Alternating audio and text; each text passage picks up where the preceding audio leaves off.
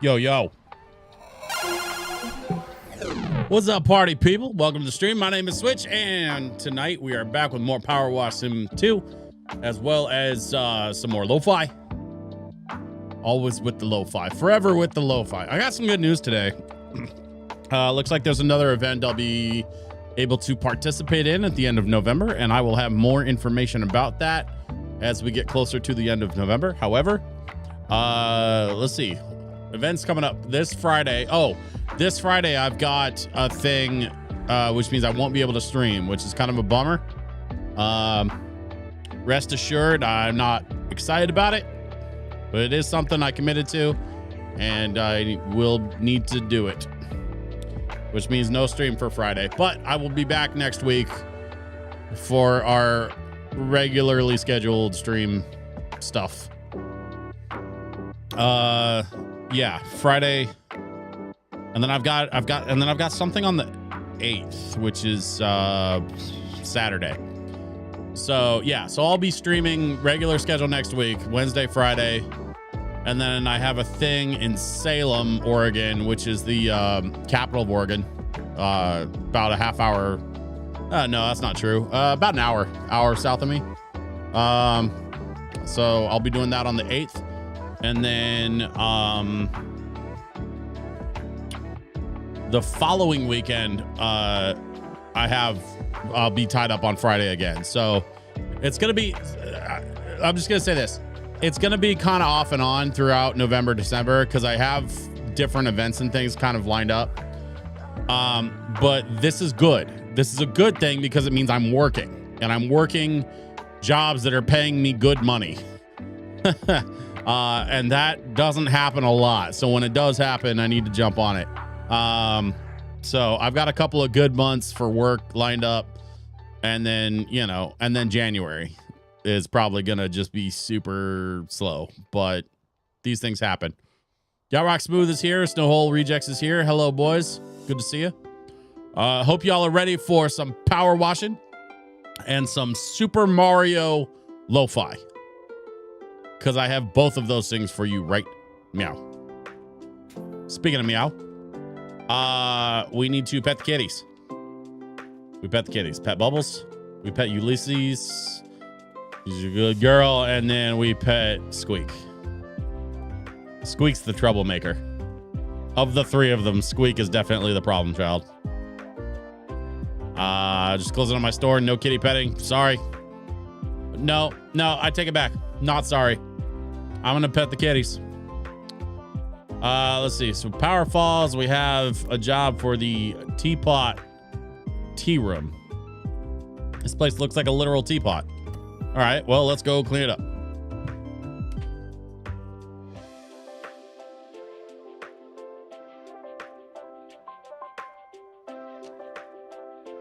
Why does every building in Power Wash Sim look like a giant just copped a squat and then just took a dump all over it. What is happening? Also, is there new, like, I wish there was new functionality for the gnomes. Like, there's got to be some kind of secret something or other with the gnomes. I don't understand.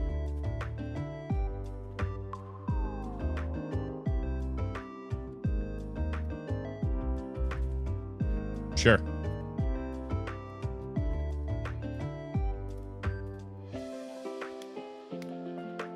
Well, let's see here.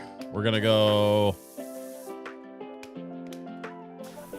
like this. We're gonna soap it up and then spray it down. And that sounds a lot less innocent than it is. I promise. I mean that in the most innocent way possible. Soap it up, spray it down. No, I will not be taking questions.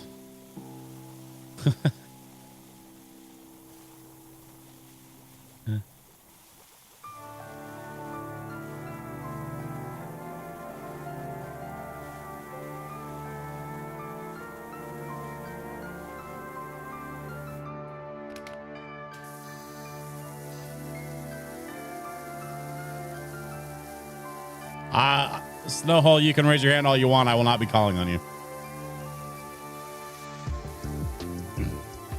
Because I will not be taking questions. I said what I said. I feel like it needs no further clarification. We're going to soap it up and we're going to spray it down. I don't understand what's so hard about that. That's right. I said hard.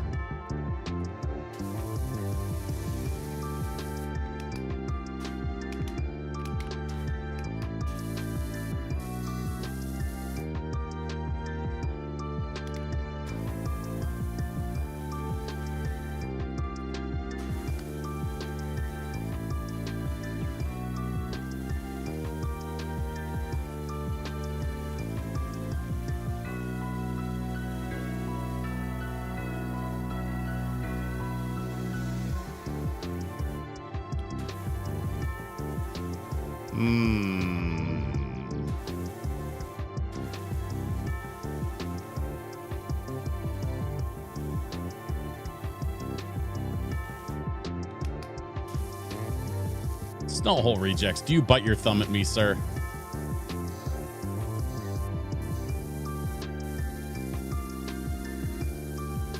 Do not bite thy thumb at me, sir.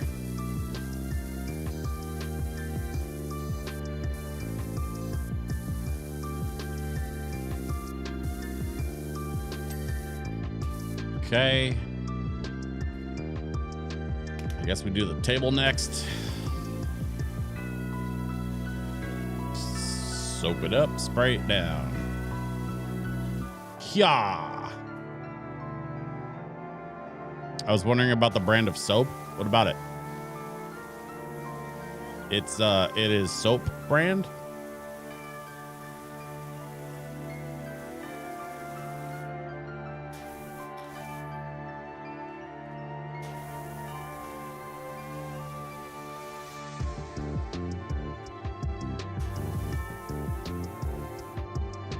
They didn't say that it was explicitly made from human fat, but they did tell me I wasn't allowed to talk about it.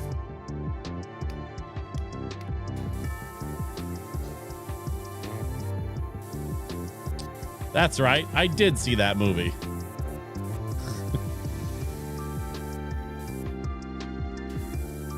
Actually, it's been a minute since I saw that movie. I should probably rewatch it.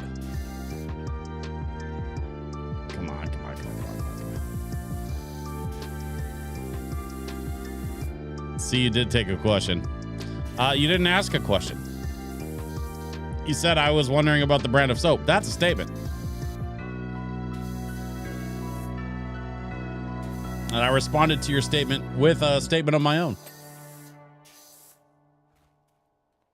See? You left out the question mark. That's the thing that makes it a question. If you left out the question mark, it is indeed not a question. And also, the way you phrased it was not phrased like a question. It was phrased like a statement. Why are we debating this? We're supposed to be listening to lo-fi and chilling. This is lo-fi and chill stream.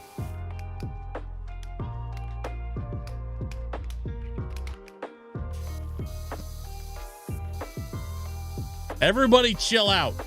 I demand that you chill.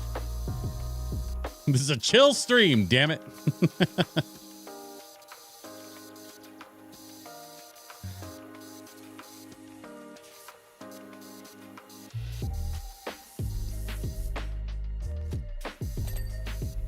Ah, there we go. Okay.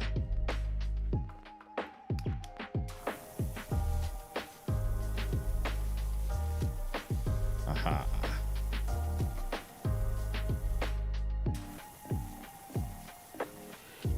Yeah, I'm gonna be real honest. I'm real looking forward to this next couple of months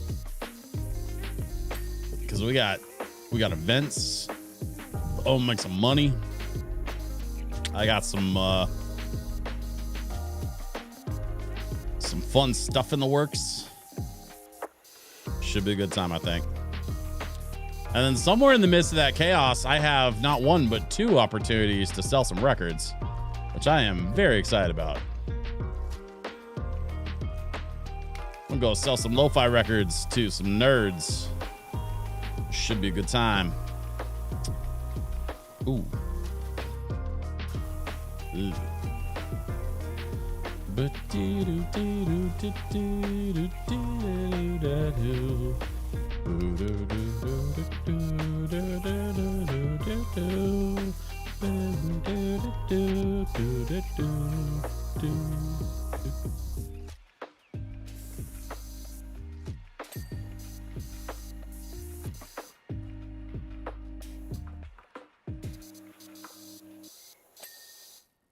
There we are. 3 cups, a table, and a stone plinth. Now I gotta do the other one.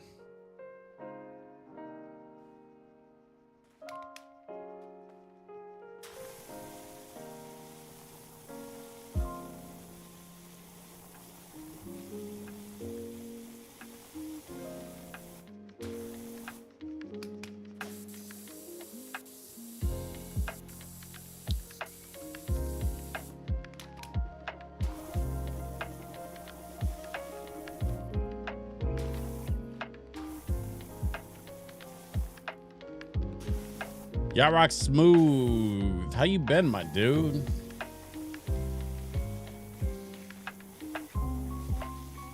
How goes things with that new lady friend of yours?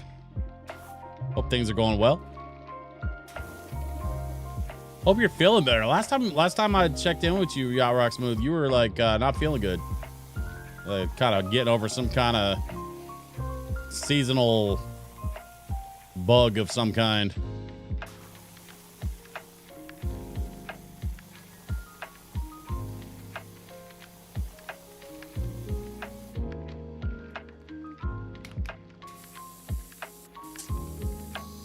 Hope you're feeling better. Assuming you can even hear me right now, you might be on the phone with said leading lady in your life. You have been known to put me down, take a phone call on occasion. I ain't even mad about it, man. I get it.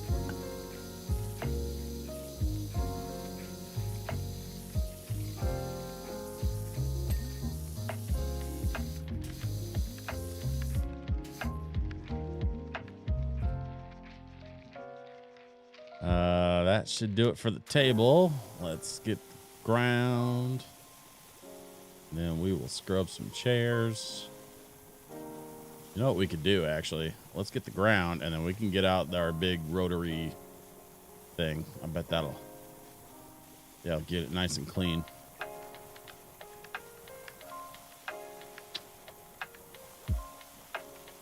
Yes.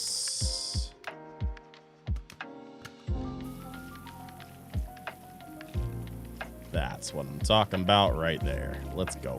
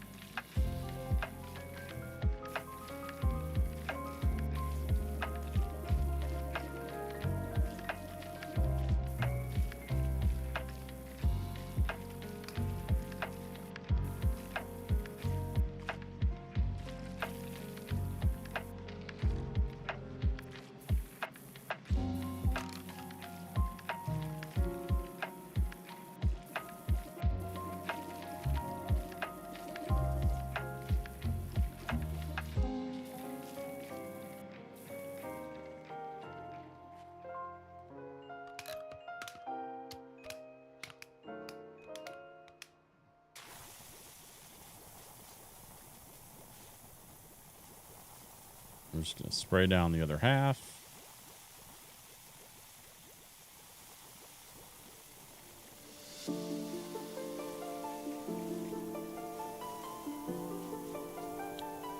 Enjoy a little bit of synthy lo-fi, courtesy of the Metroid soundtrack.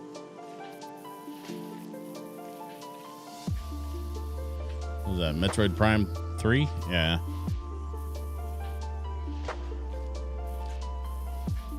I never really, I didn't play a lot of Metroid games back in the day. But I never really like put a lot of thought into the music for Metroid. Until I heard this lo-fi album where it's all different Metroid songs from different games. And they're all kind of bangers, dude. Like, they're all really good.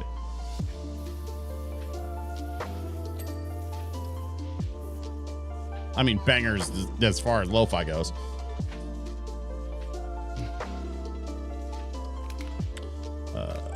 That's the wrong gun. There we go.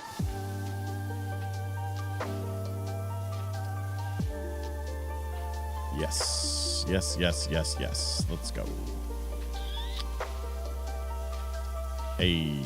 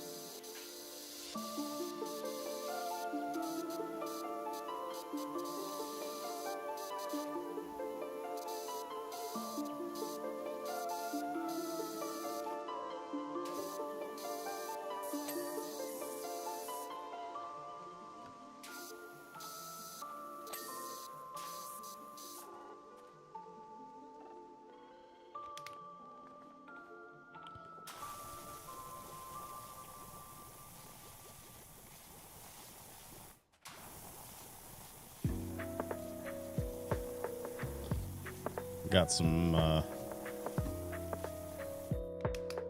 interesting stuff going on for these events coming up.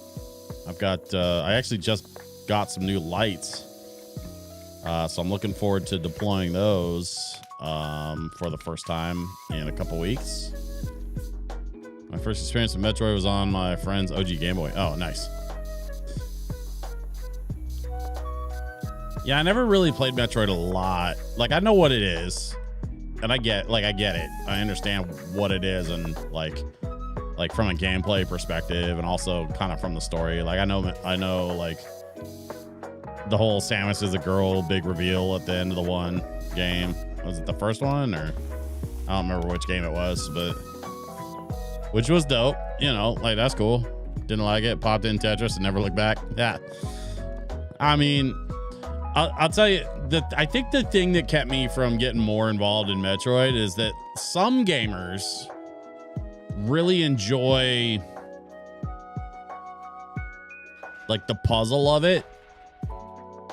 Like, Metroid's one of those games. I mean, they named an entire genre after Metroid and Castlevania games, right? They're called Metroidvania. And I have been enjoying some of the more modern Metroidvania stuff. Like, there's a game called Berserk Boy that got released on the Switch and was recommended to me by some YouTuber friends of mine. And so I picked it up and I really enjoyed it. It was a great game.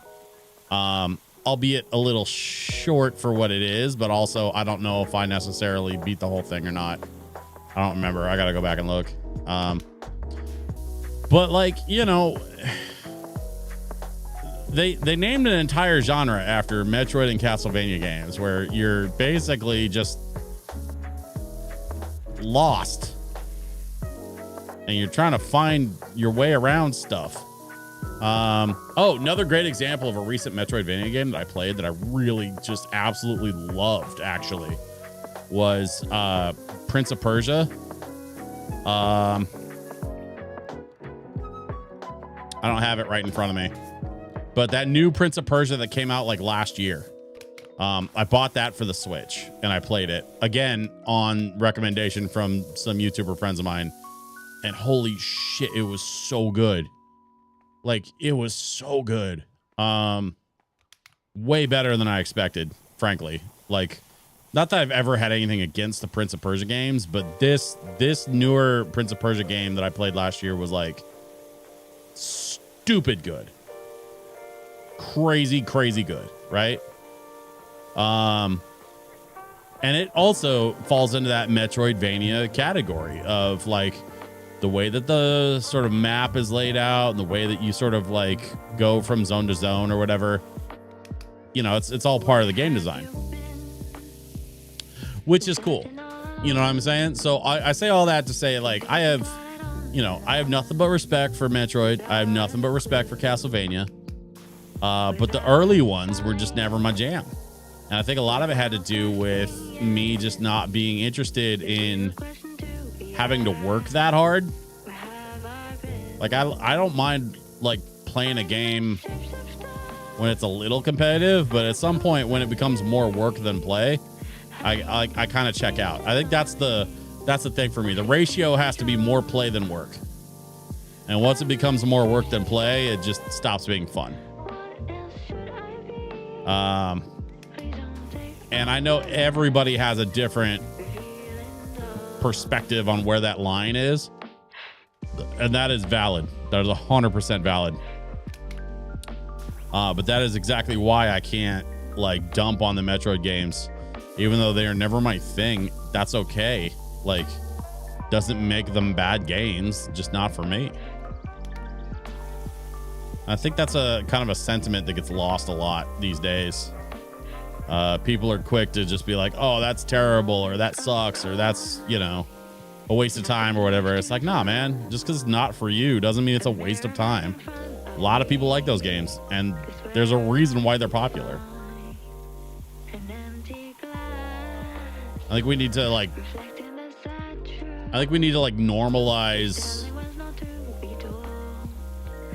acknowledging that different people get different values out of different things, and just because it's not for you doesn't mean it's bad.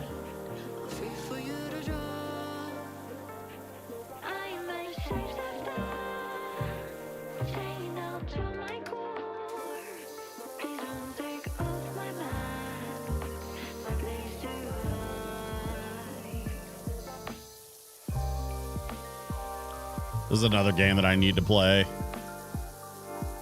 I'm working on kind of a bigger, longer term thing. And if it works out, it means I'll have a little bit of budget to be buying video games and stuff again, which would be nice. Because I want to pick up the Persona games. I really want to get around to playing BioShock. Oh, Snowhole. That I cannot recommend highly enough. Like, BioShock is, I think, one of my all-time favorite games of all time ever. Especially the original, like the first one, the original, which, by the way, I've played recently and it absolutely holds up. We are 20 years almost removed from the release of the original BioShock, and it's still better than most of the games that are released today. Even with 20-year-old graphics and 20-year-old gameplay, I would still argue that BioShock is just an absolute masterpiece. I'm not going to spoil anything. I'm not going to like add more pressure. Like, oh, you have to play it. You have to whatever, drop whatever you're doing. No, I'm not going to say all that. All I'm going to say is it is one of my absolute favorite games of all time. And that's coming from a 40-year-old lifelong gamer. Dude, BioShock is one that is like, if I had to make a list of like 5 games not to be missed, BioShock would be on that list.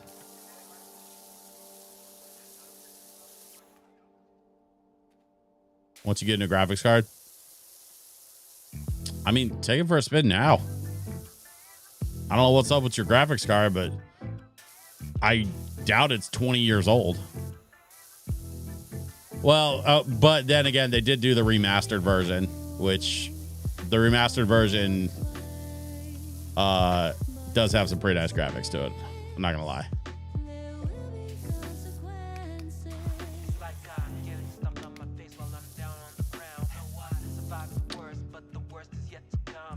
That's one thing that's kind of on my to-do list, is to pick up a new graphics card. I don't know. I might. I'm strongly considering it. One of the things on my goal list for next year is to pick up a new graphics card, and then possibly I might finally pick up a handheld of some kind. I keep waiting on the Steam Deck 2, but they're still not releasing the Steam Deck 2, so I might just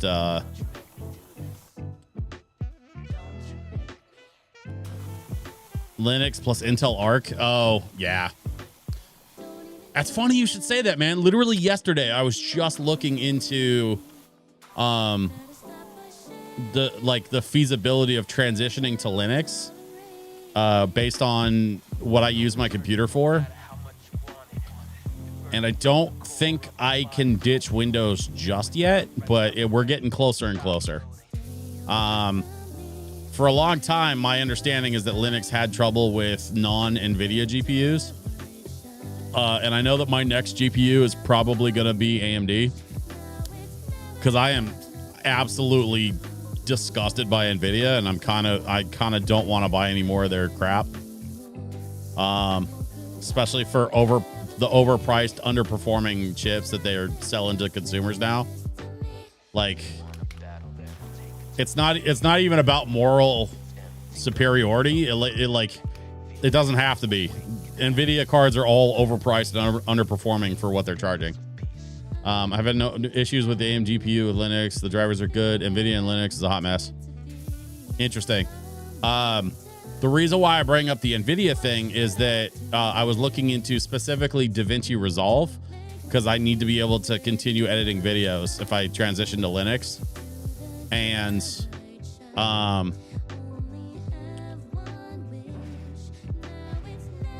DaVinci Resolve does have a version that is supported in Mint. So I could switch to like Mint and just go that route for Linux. But my understanding was that AMD drivers were kind of rough, except that was like addressed in a big update last year. I guess they finally like caught up to the NVIDIA drivers for DaVinci Resolve. So like DaVinci worked a lot better on NVIDIA cards for a while, and I think the AMD's finally like playing catch up on that, which is cool, because I definitely think my next car is going to be an AMD. I'm on a 2060 Super right now, which definitely needs an upgrade. But I just don't, it's just not super high on the priority list.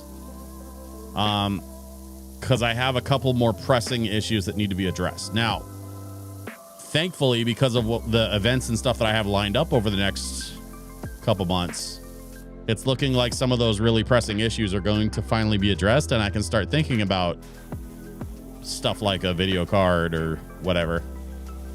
Like those are all very much possibilities. But I have more pressing responsibilities to my business, which is kind of where like I run into problems. For most people, you know, getting a video card or getting a new computer is just a matter of saving up some cash. And then once you have the cash saved up, you make a decision and you pull the trigger. For me, it's about business expenses, and it's about prioritizing the needs of the business, specifically my DJ business, over my needs as a computer nerd, which sucks sometimes, but you know, kind of is what it is.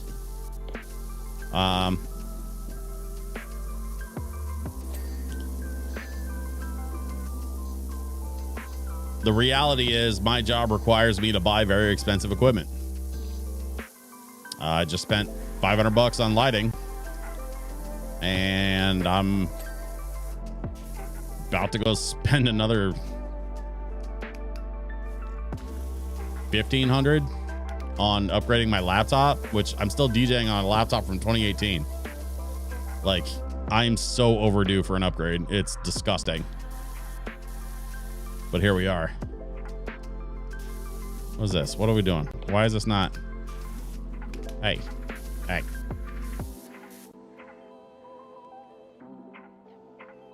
Did that? I think it did. Okay. Yeah, anyway. Yeah, I kind of need to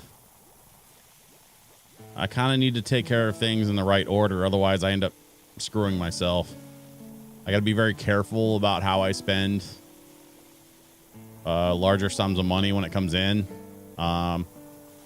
It's a lot of like financial whack-a-mole, which honestly gets kind of exhausting, but I do take good care of my equipment, and I'm very careful with my equipment. And so thankfully I don't have to, you know, like I won't need to buy a new pair of speakers anytime soon.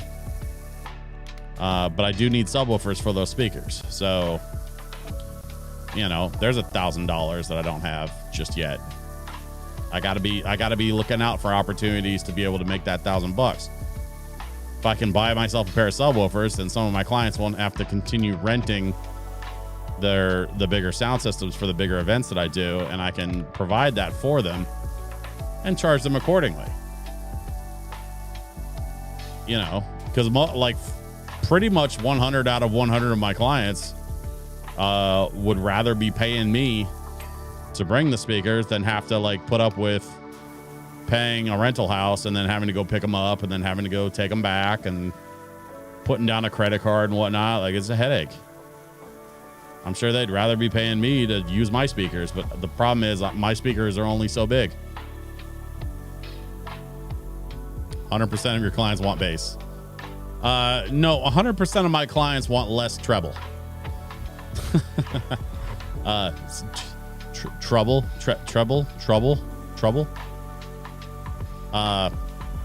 Anyway, yeah, I know. That boo was valid.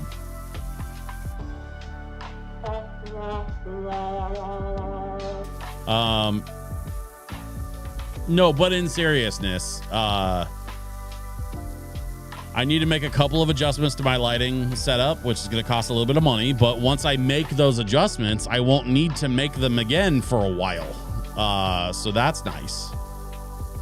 And then, you know, I need to figure out a subwoofer situation, which I'm working on. I'm actively working on that. I've got some contacts. I've got some projects in the works. The problem is I don't think it's going to happen before the end of this year, which, you know, kind of sucks, but that's okay. As a relatively minor issue.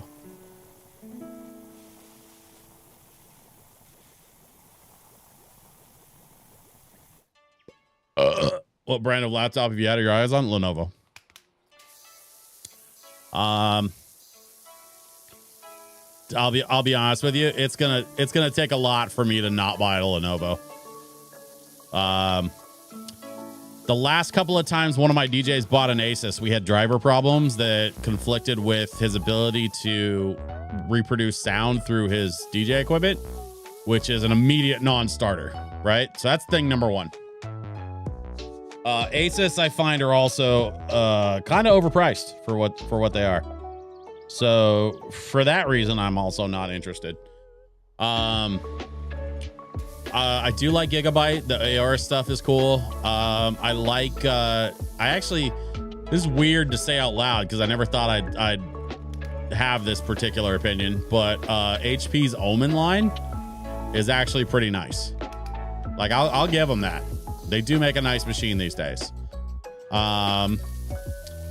Dell's stuff, honestly, like over the last 20 years, I've watched Dell slowly decline in quality, which is sad because I used to be a big fan of Dell computers. But Mike's just really not that involved on the lower levels of the company these days. And I don't even know how much of the company he owns anymore, or if he's like divested out and got a bunch of shareholders he has to appease now. I don't know what the situation is with Dell, but I'm just not interested in dealing with Dell or Alienware. So I'm looking anyway, getting back to it. I'm looking at a Lenovo, probably like a Legion 5 Pro. Probably not going to go Legion 7. I think that's probably just a little bit outside of my budget. I'm looking around the $1,200 to $1,500 range for something that's got, you know, a good processor and a mid-range graphics card. That's all I need. A mid-range graphics card, especially with modern graphics abilities, like a 5070, or even like an AMD 9070, like that is about the level of graphics card I need. I don't need a 5080 or better. And honestly, even if I could probably get away with a 5060, frankly. But I don't know how many of those are being put in laptops anymore. I think most of them are 5070s. Broken 8 Ball is in the building. Finally resurrecting myself after pulling an Indian week at work. I don't know what that means. Tomorrow I'm off to the magical land of Komoricon. Wish me luck. It's going to be an insane weekend for me. Wait, Komoricon is the same weekend as Halloween this year? How did I miss that? That is wild. That is crazy that they booked Komoricon the same weekend as Halloween.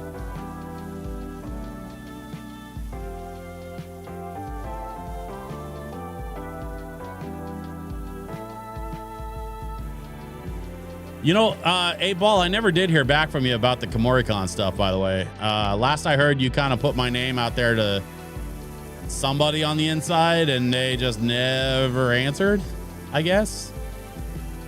I don't know. Oh, pulling an insane week at work. Okay, got it. Yeah, I was like, I've just never heard that phrase. I didn't know what that meant.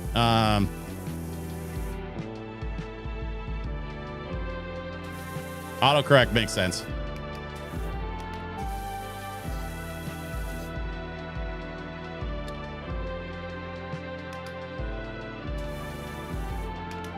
I was actually just, I was just calling out the fact that I'm booked on Friday, and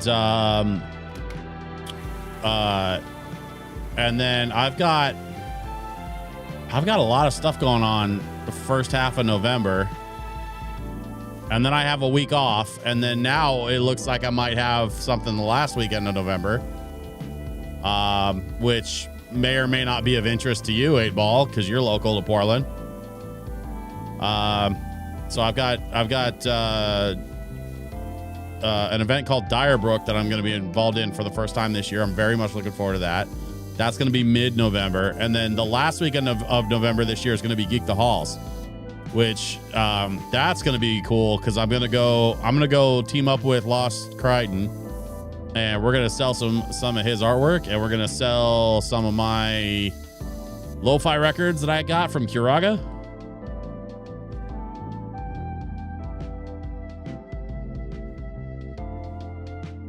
No, don't get me wrong, dude. I appreciate you putting my name out there. I just never heard anything from anybody. So I didn't know what happened. Obviously, nothing this year because, you know, we're 2 days out. I don't think I think we're pretty much past the point of expecting any kind of contract and stuff for this year. But yeah, no, I've got an event later in the month that I'm excited about. I've got a couple of tabling events I'm doing one in Salem on the 8th. That's the Capital City Comic Swap. And then I have Geek the Halls on the 29th. I just found out about that. I need to lock that down, actually, because I got another reminder email today about table fees and stuff. But I'm working on something with Kiraga for Geek the Halls. I think it's going to be cool.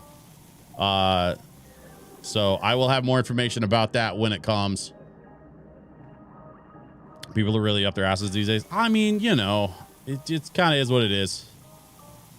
It's cool. I'm not upset at all. Like, you know,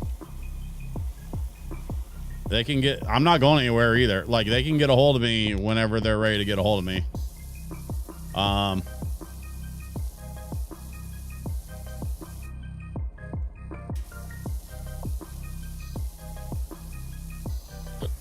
Oh, excuse me.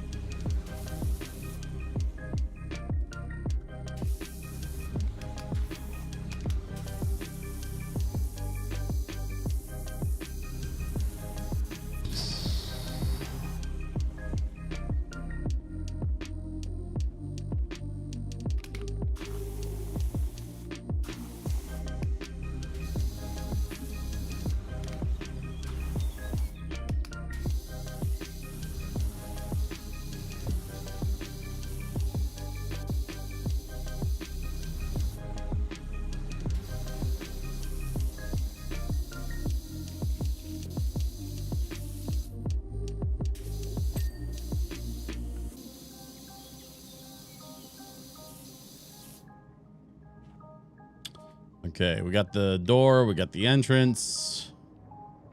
We just need to kind of keep chipping away one section at a time here.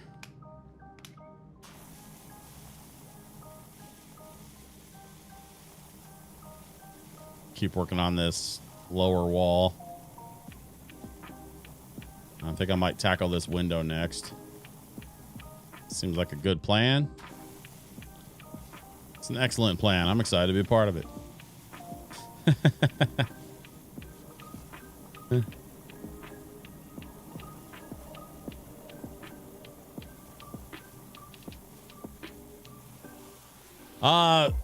So I'm excited about some of the stuff I got coming up, 8Ball.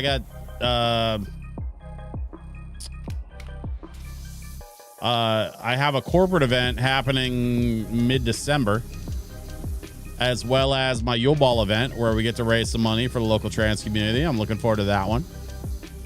I need to kind of lock in with them though, because got some not Miller time yet.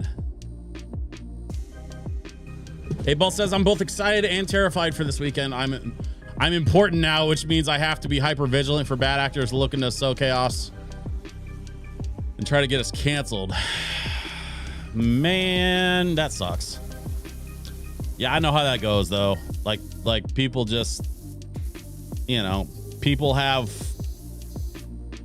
weird ego-driven perspectives sometimes that can affect the business of the event, which is really just not fair, frankly. I know how that is.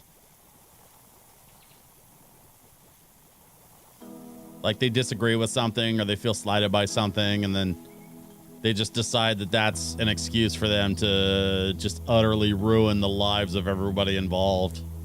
That whole like scorched earth approach is just so dramatic and unnecessary most of the time. Not always. I mean, you know, there are times that call for it, but I think a lot of people see that shit on the internet and then they look for their chance to be the hero or whatever. And it's like, that's, you know, If you're out there looking for a chance to be a hero, that's not how heroes are made.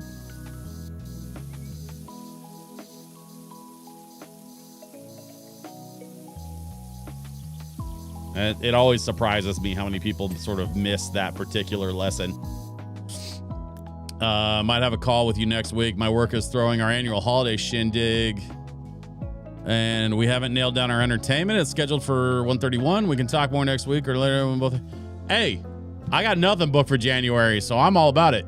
Hit me up. I have in the past had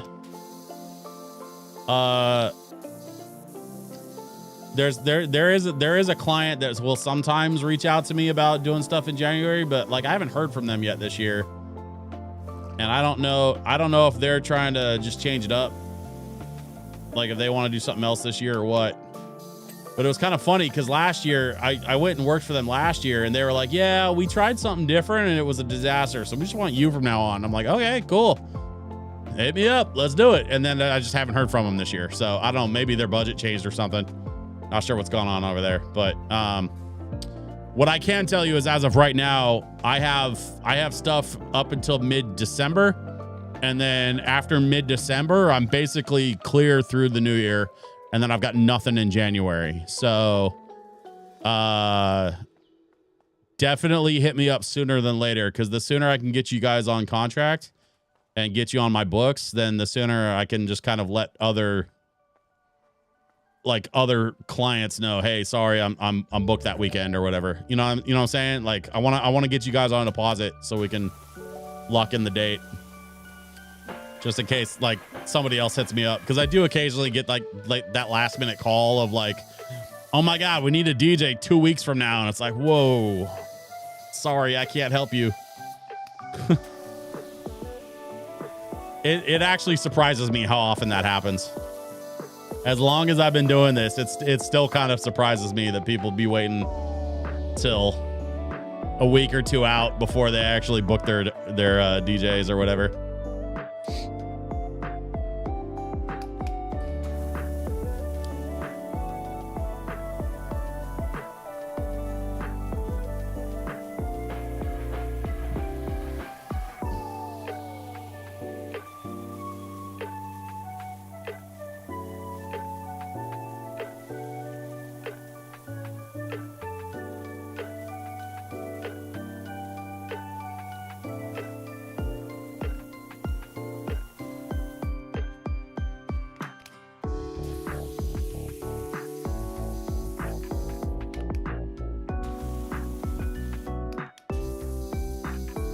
Looking like I'll probably have to tackle that doorway next.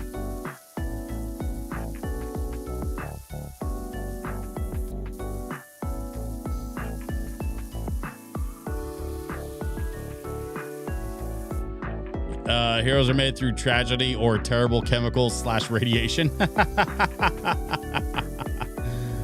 I mean, if the comic books are to be believed, sure. Why not?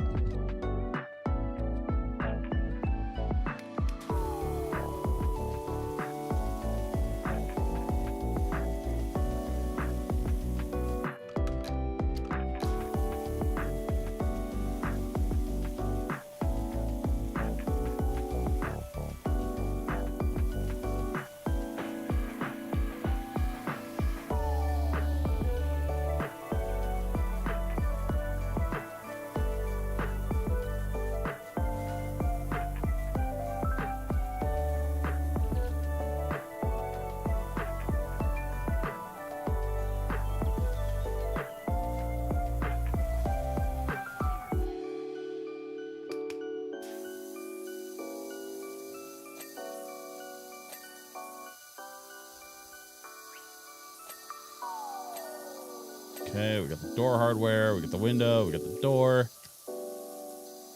Take care of this door jam real quick. There it is.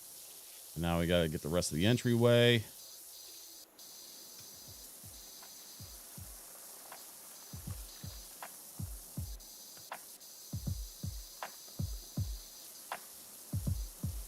I'm not gonna lie, part of me's kind of missing Stardew, but just only because I did it for you know, however many months.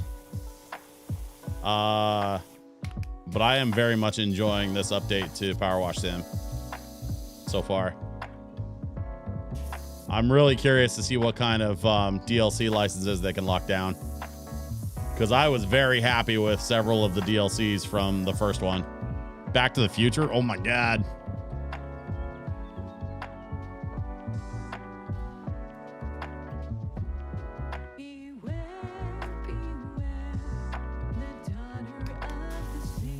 The Back to the Future DLC with the first Power Wash Sim was so sick.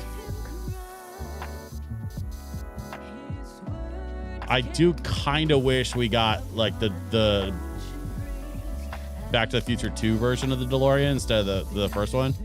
But I understand why they went with the OG. Like I'm not mad. Like I understand it. I just, you know, my favorite is Back to the Future 2. The flying DeLorean is like my favorite version of the DeLorean, like by a mile. All right, let's get this lower wall.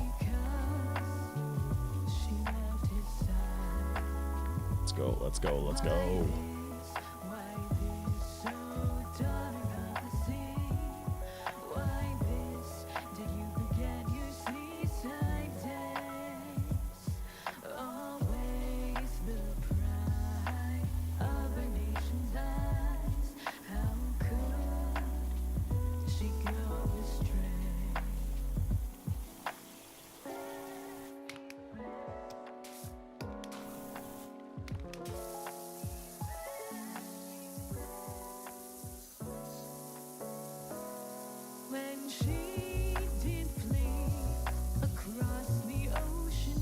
Oh, that's so satisfying.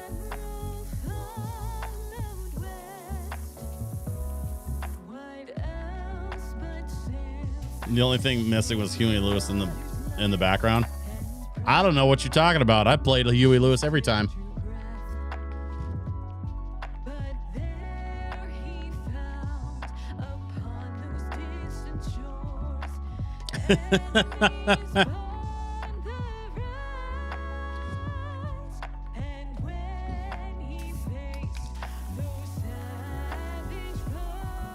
Haven't you learned by now? I make my own soundtracks because I'm good like that.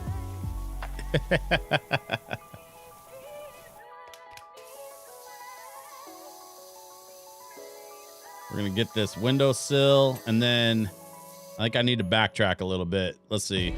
How are we doing over here? Yeah, I could probably like do it like this. Just kind of keep, because I had about a line about halfway up the bowl of the teapot.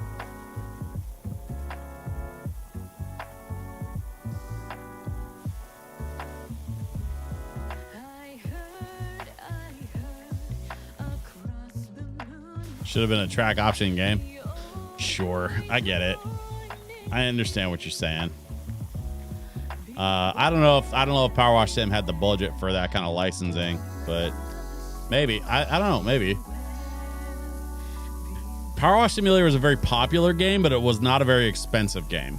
That's, I think, part of the reason why it was so popular. But also, with it being a lower price point and whatnot, like I don't know that we can really make any assumptions about what their budget looked like, or whether they would be interested in doing some kind of licensing deal for Huey Lewis music. Also, honestly, Huey Lewis is kind of famously weird about how they license their stuff.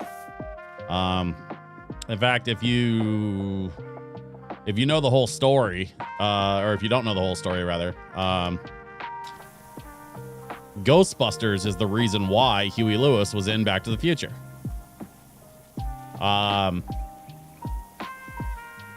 They wanted to use I Want a New Drug for Ghostbusters, and Huey Lewis turned it down.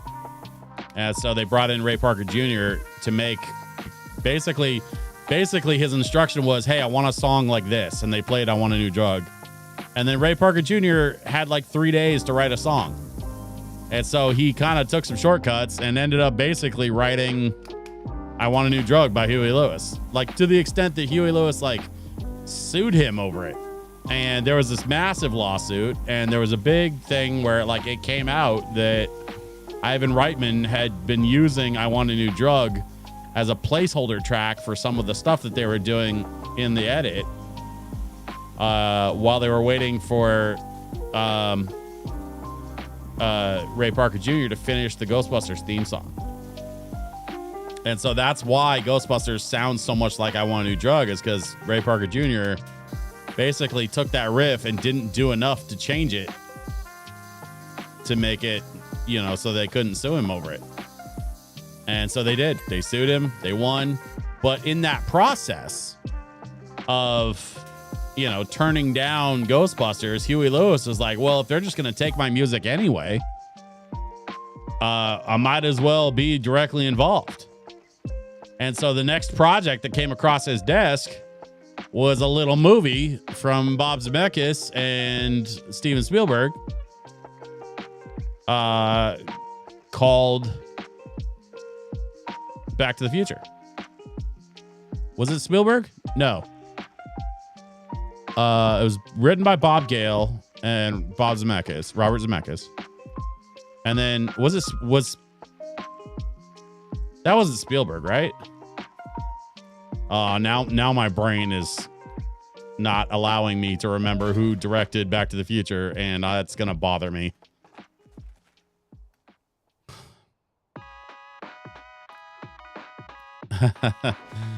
Doom. Yeah, I could see that.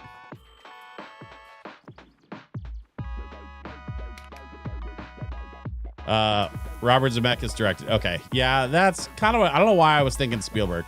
But anyway, the point is I always knew the story about the Ghostbusters song and how Huey Lewis sued over it and won that lawsuit. What I didn't know was that what happened with Ghostbusters is directly responsible for why Huey Lewis agreed to do Back to the Future. That I had never heard before. And that part was kind of wild to me.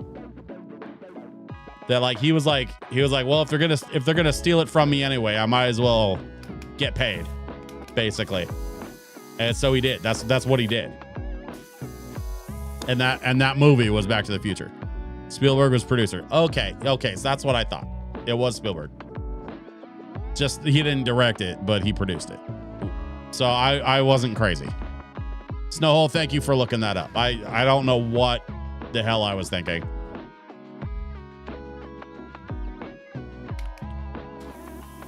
But anyway, getting back to it. So I just found out about Ghostbusters being basically responsible for the Huey Lewis's involvement with Back to the Future. And man, that movie, I don't know how that movie would have worked without the iconic soundtrack that it had. I mean, never mind the orchestral stuff, which was incredible. The orchestral work in Back to the Future is some of the best in film history. And I will die on that hill. But also, in addition to the incredible orchestral work, Huey Lewis contributing to that soundtrack, like took it from great soundtrack to iconic soundtrack. And apparently we have Ghostbusters to thank for that. The actor changed mid-filming. Well, okay. So that's actually that's a little bit of that's a little bit misunderstood.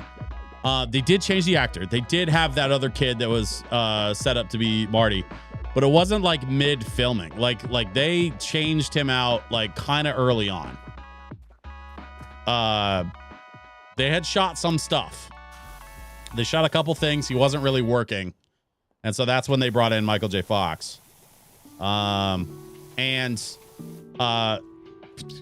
Interestingly, Eric Stoltz, thank you.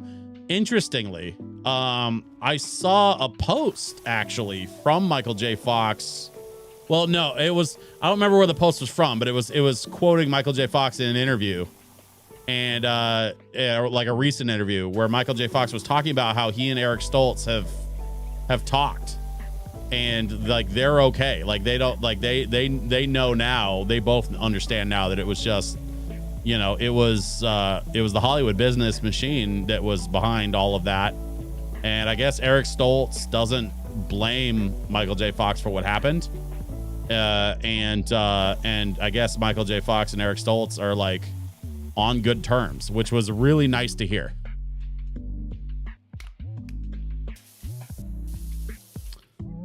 Silvestri? That was Silvestri. I thought it was.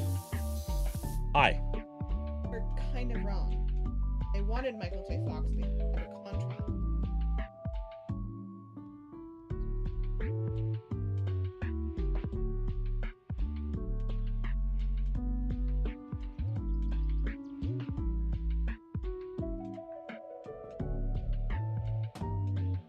Just saw the book Michael J. Fox wrote about documenting his time filming Back to the Future and Family Ties simultaneously. Oh, yeah.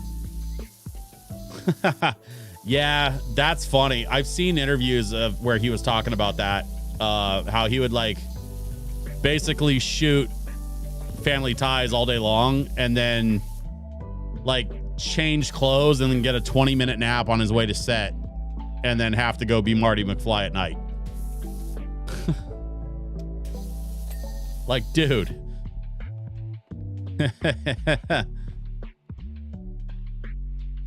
I'll tell her you said hi.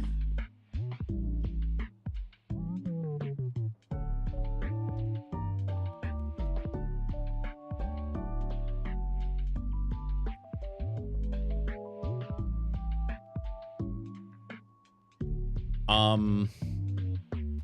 are we doing on this house? So far, so good.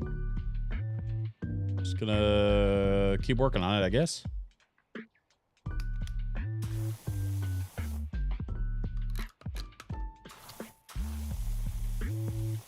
We'll go short, stubby. Bit of soap. There we are.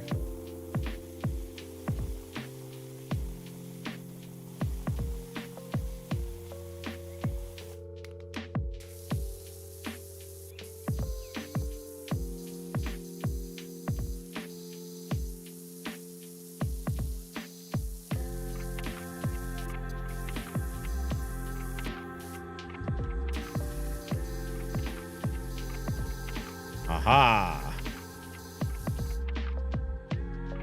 Didn't MJF star in a film where he was a day trader and another job at the same time? I remember a clothes changing scene in an elevator. I don't know. That's a good question. I can't say that I'm terribly familiar with Michael J. Fox's other work. I watched Spin City when they did that with, you know, Bill Lawrence.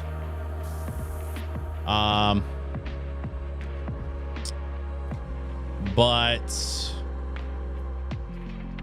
that, I mean, I don't think I ever watched too many of his other films.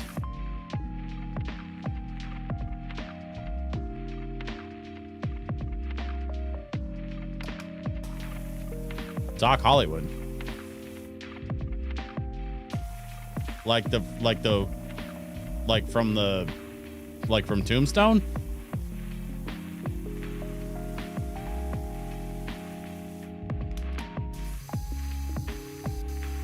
You talking about like, wait, who was that? Was that Val Kilmer that played Doc Hollywood in Tombstone? No, not from Tombstone. Oh. Okay.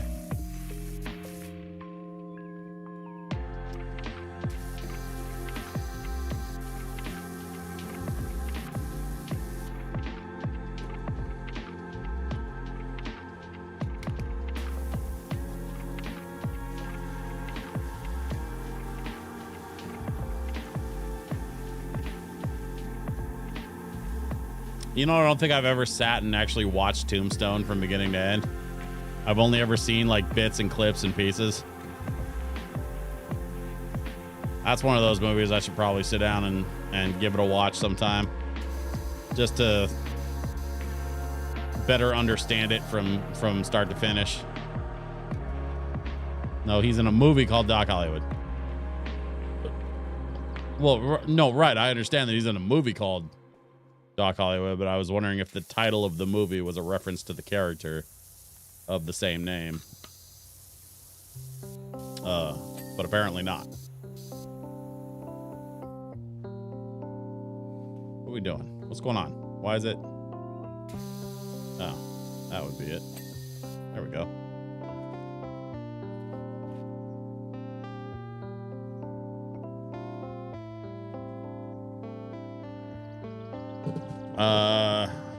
Big city hotshot doc that gets stuck doing community service in a small town.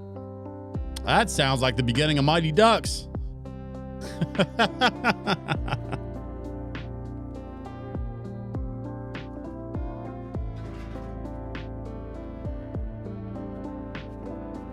Shit, come on, man. That is an awkward place to put that. All right, let's move this out of the way. Let's move this out of the way. Everybody move. We're bringing in the heavy equipment. There we go.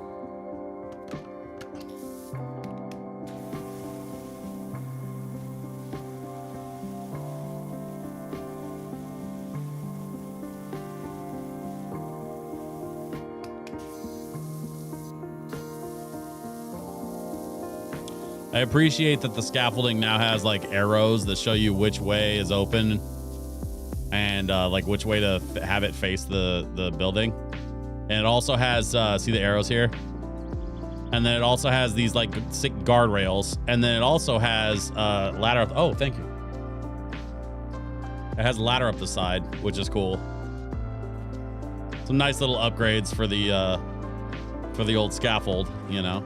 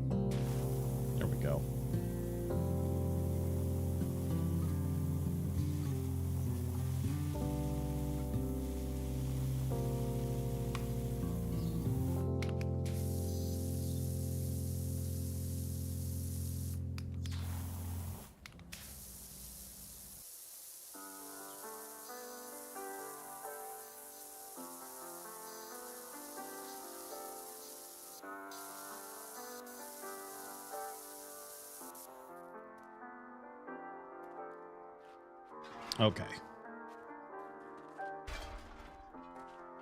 Let's find, let's see. Is that the tallest ladder I have right now? Yeah, it looks like it. All right, so let's grab the lift. We're gonna go where? We're gonna go right here. Let's go right here.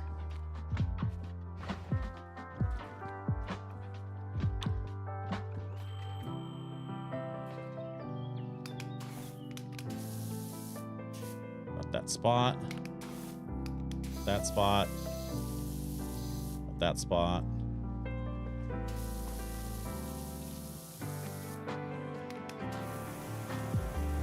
Let's get up the side here.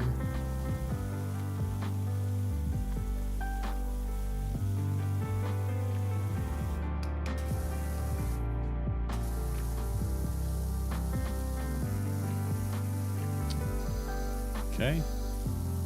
This corner of the main building is looking good. There's a gnome on top of that roof. Gonna have to go get him.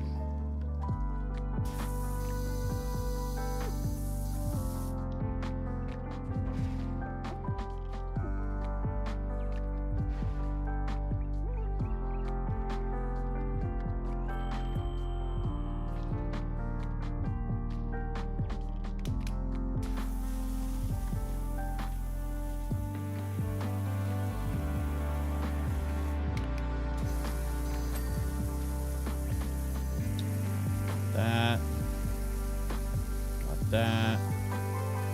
Yeah. There we go. And then I bet you I can make the jump. Yep. And then we're just going to go like this. Finish up this section here.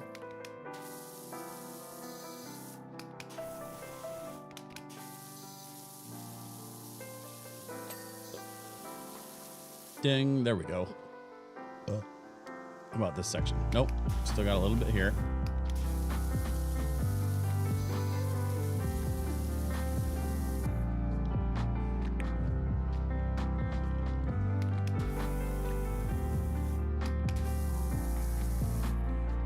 Shayakun. Welcome, welcome, welcome, welcome. Yes, Killer, Doc Hollywood, and Tombstone, not the same thing. I'm feeling like a screening of Clue is in my future. Now that's a classic for all to enjoy. I have the DVD that includes all the endings. I also have a copy of Clue on a physical media, as well as the soundtrack. I bought the vinyl, and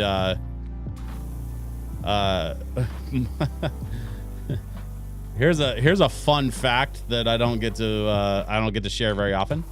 As a matter of fact, Clue is one of my wife's absolute favorite movies of all time ever.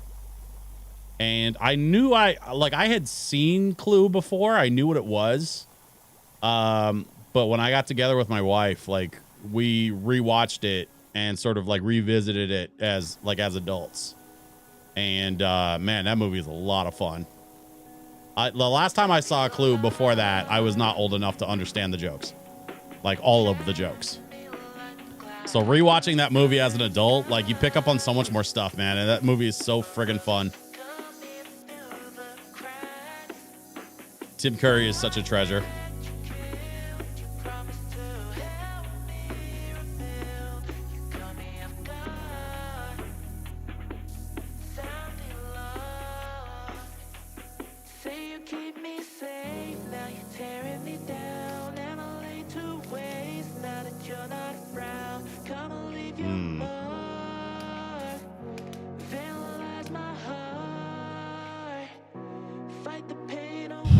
Okay, let's see. I'm purposely leaving that section alone because I'm gonna work on that as I get around to it. I love playing it when I was younger. Oh yeah, no, the game is great, but man, the movie, the Clue, the movie is like fantastic. And the story goes, a lot of people don't know, like, it's actually surprising to me how many folks don't know this about the Clue movie, because, like, it's so well documented at this point. But they released Clue with multiple endings in multiple theaters. So they actually shot a bunch of different endings for the Clue movie based on, like, who the killer was. And they released different versions of the movie to different theaters. So different people would go to the theater and see the movie, and then, like, they would argue over the ending. Until it came out that, like, they had released different endings. And so then, however many years later, when they released the DVD version, all of the alternate endings were, like, extra, like, bonus features or like bonus, like, special stuff. Didn't know there was even a Clue movie. I'm way behind. Hey, Shuyukun, it's all good. Listen, the movie Clue stars a whole bunch of really famous people, including Martin Mull, including like a bunch of people. But the takeaway is that Tim Curry is the butler in the movie Clue, and Tim Curry is at his most Tim Curryest as the butler in Clue. He is just utterly incredible.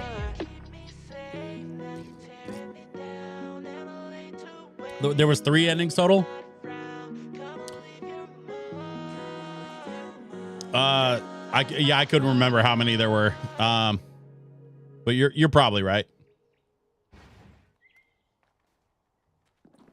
But I did know there was more than one. Like, there was multiple endings, and they released all 3 endings in theaters, but they didn't tell people which ending they released to which theater. So people would go see it, and like they would get different endings depending on which theater they went to. Which for a movie released in the whatever the 80s or whatever, whenever it was, like that is absolutely genius on the part of the producers to like have that kind of foresight.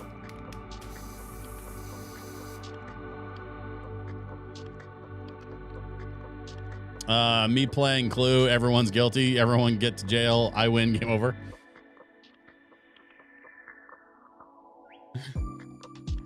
Snowhole, somehow I feel like I shouldn't play you in Monopoly.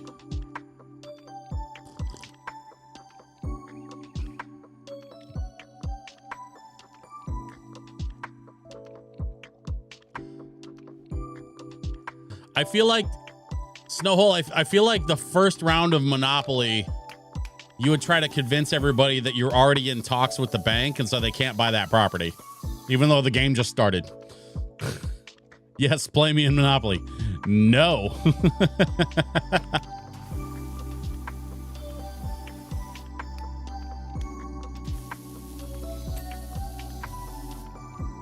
I will not be doing that. Oh, God. Get out of here.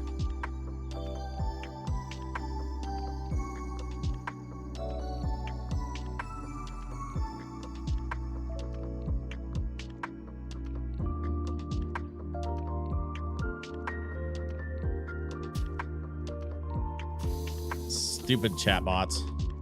Of course, I'm in talks with the bank already. There's nothing in the rules that says I can't.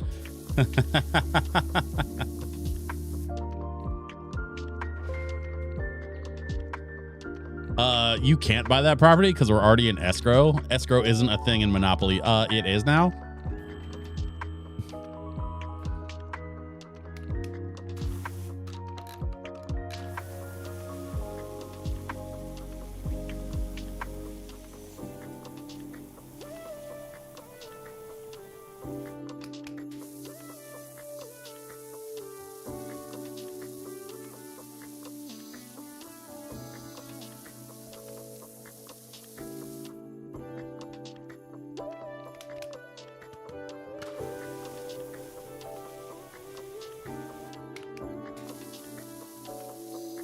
I want to host a LAN party.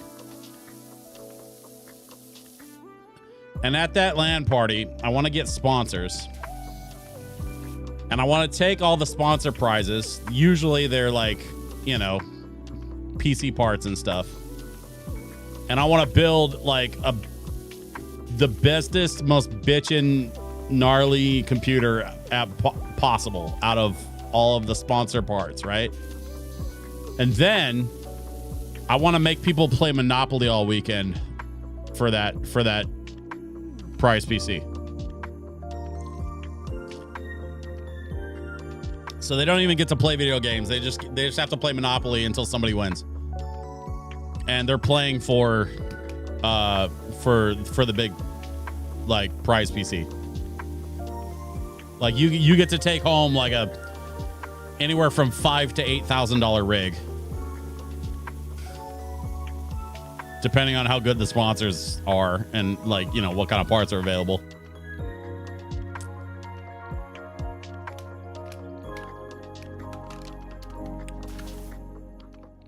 I have a horror story with Monopoly. It took like 3.5 hours for my first time playing it. I just wanted to steal everyone's money and call it good. Monopoly is responsible for more divorces than any other board game in history. I don't want the whole rig, just the GPU. I mean,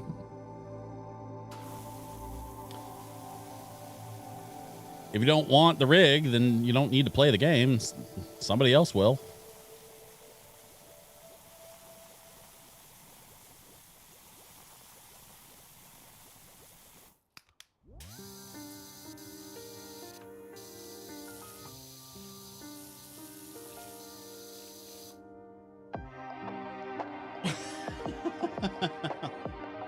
I can find other uses for the rest of the rig. I'm not saying it's a Plex server, but I'm not saying it's a Plex server.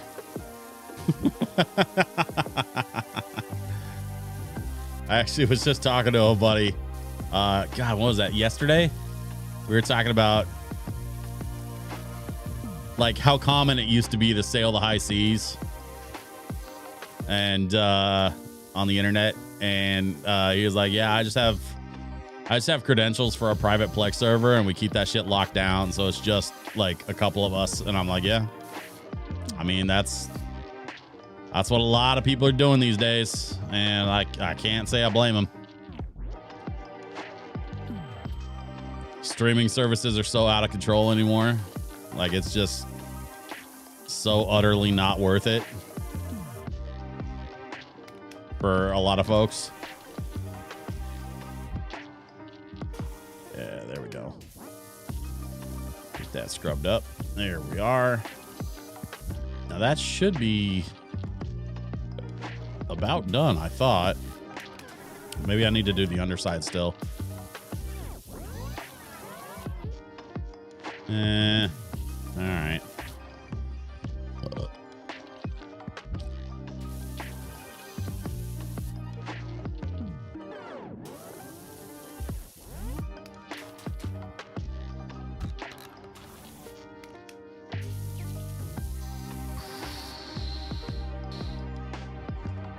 There we go.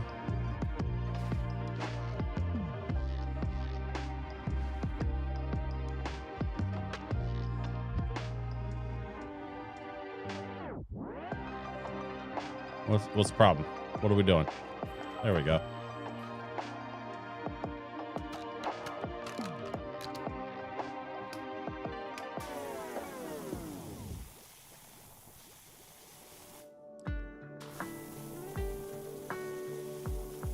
That Final Fantasy track's kind of weird. I like it though. This Kingdom Hearts track, or no, it's not Kingdom Hearts. What is this? Oh, Zelda. This Zelda track is not as weird as the Final Fantasy track was, but I like this one too.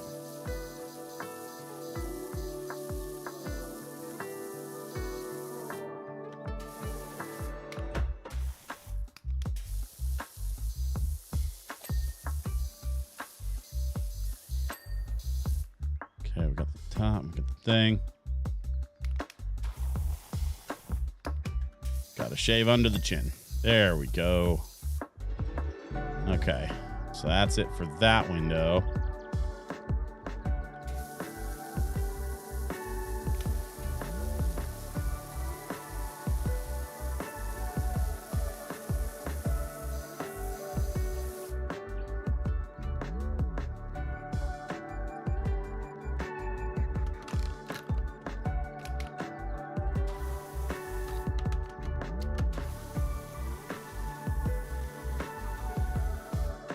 Ooh.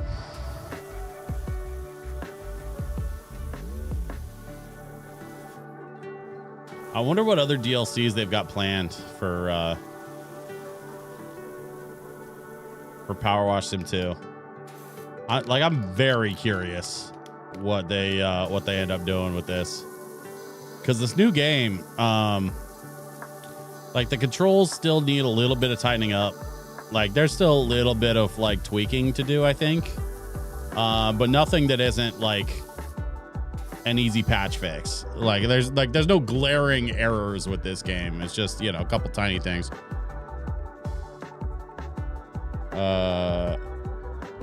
It's a Plex server and a mining rig.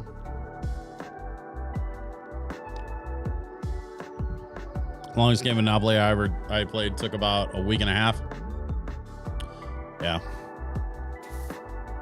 There was a game years ago called Axis and Allies, and some friends brought it on a camping trip to like a scout thing when I was in the Scouts as a kid, and we played basically one game over the course of 2 days, and I think that's probably the longest board game I've ever played in what I would consider more or less a single session. Like one game took us 2 days to complete, which was a little crazy.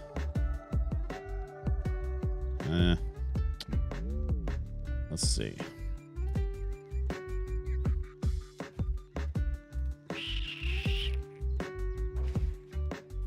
Let's get this thing over here. Nope, we're gonna go the other way, like this.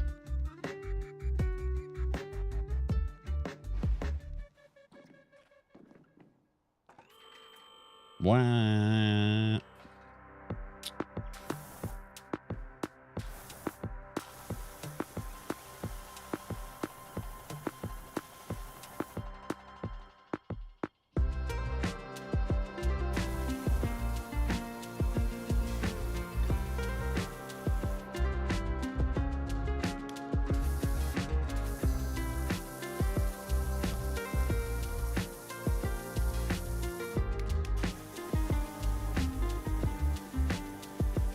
I think we just try to finish off this last wall, and then we finish up whatever lower details, and then we can get up to the top and kind of finish the top. I mean, we're gonna finish this big teapot building today. It's only 8:30, so like we got time. I'm not trying to cut everybody off just yet. Whoa. I'm going to try to get better about staying on the thing, though.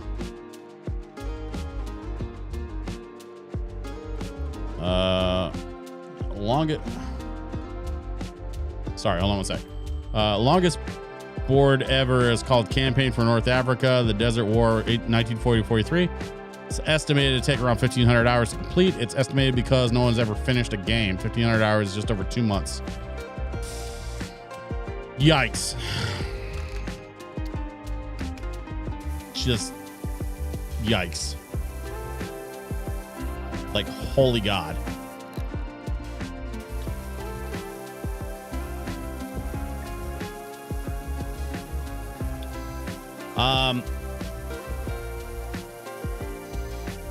I mean, I own a couple of like more complicated board games.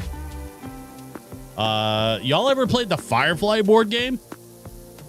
It's kind of fun once you get the hang of it, but there's a little bit of learning curve to it because of the way the way the system works. But once you get used to how the system works, like it doesn't take a long time to play through. But what's cool about the way it's set up is every time you play, it's kind of a unique experience. So it doesn't get like super tired, which I really appreciate. All right, let's see. We got window. We got this window here. Okay, so the window is next. Definitely gonna do this one next.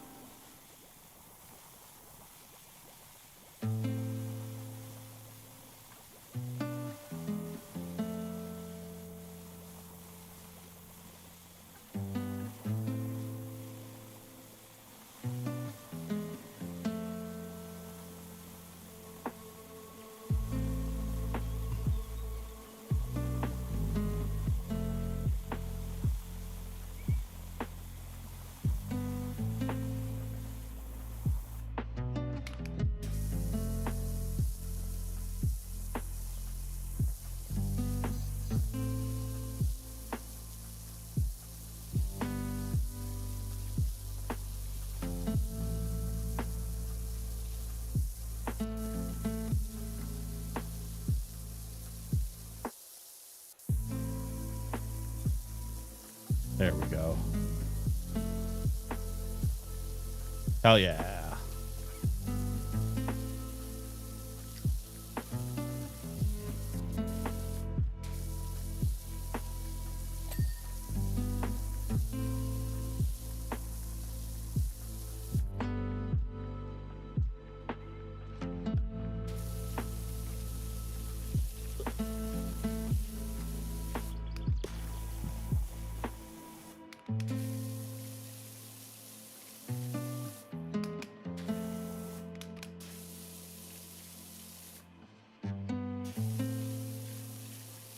Okay.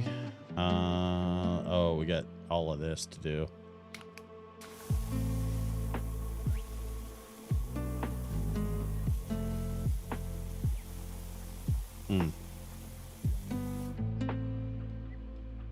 It's from The Last of Us?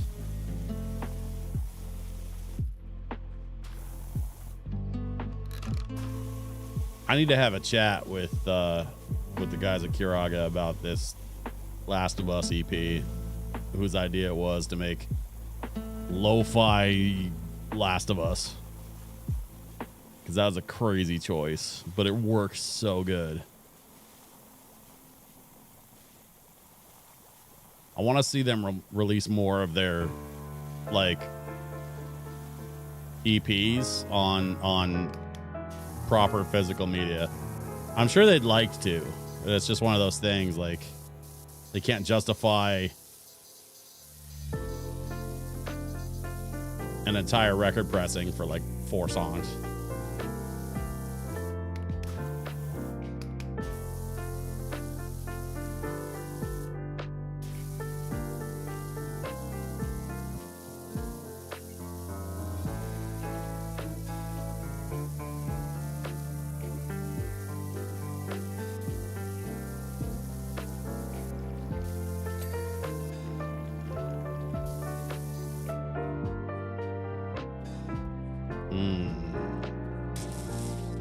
There we go.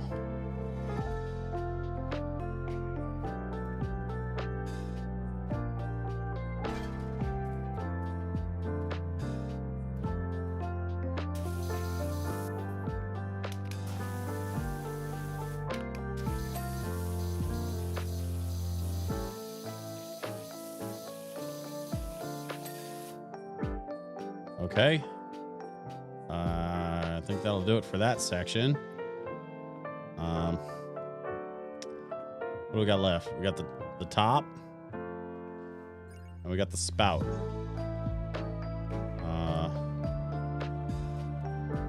I think we start with the spout.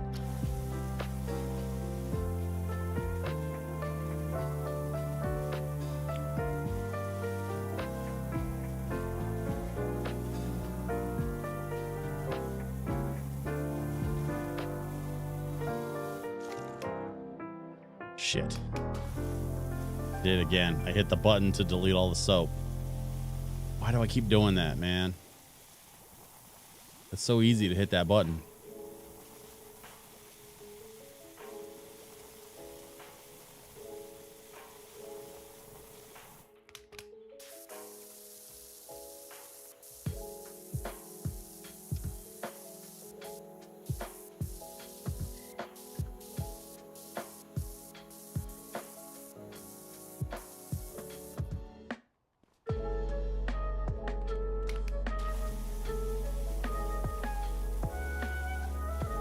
Let's get the inside best we can. Okay. Love it. We love it. Looks good. We got the inside, basically. Yeah. And now we just got to get the underside. Let's start here.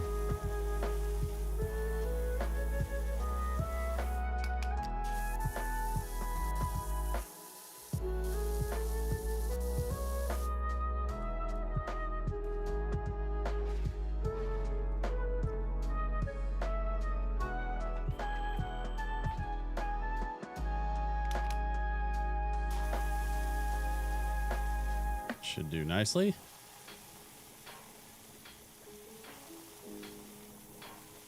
I appreciate that the soap like sticks to the grime. You know what I mean?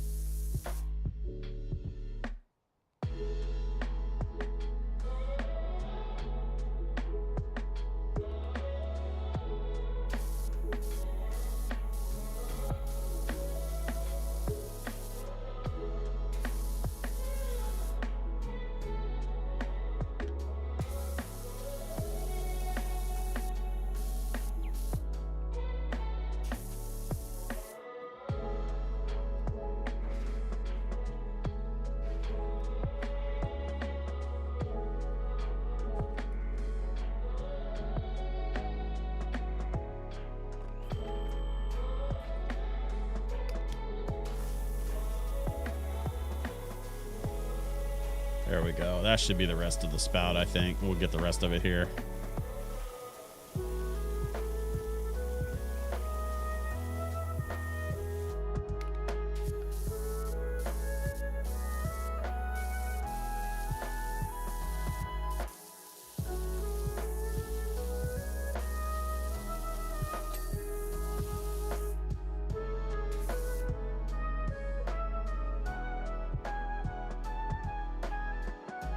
Okay.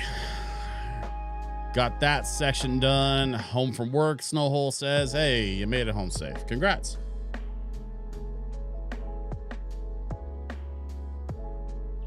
Oh.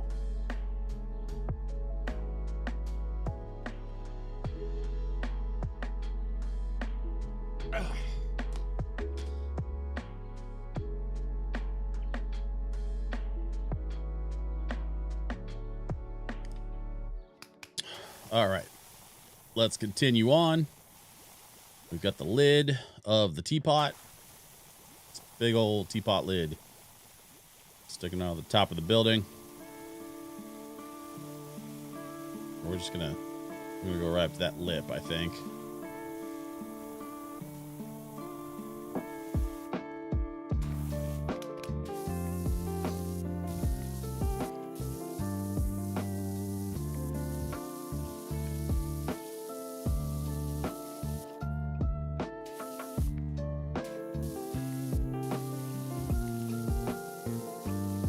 Go. Come on now. Get it. There it is.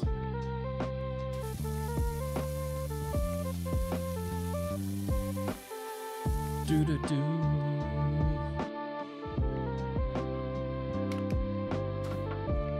I think this is on...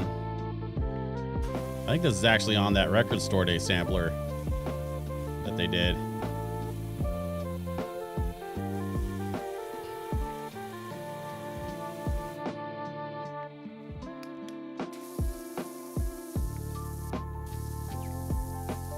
Man, I hope they sell some version of that Record Store Day sampler to the masses, because that was a fantastic little collection of stuff. Some of it published before, some of it had never been published before on physical media.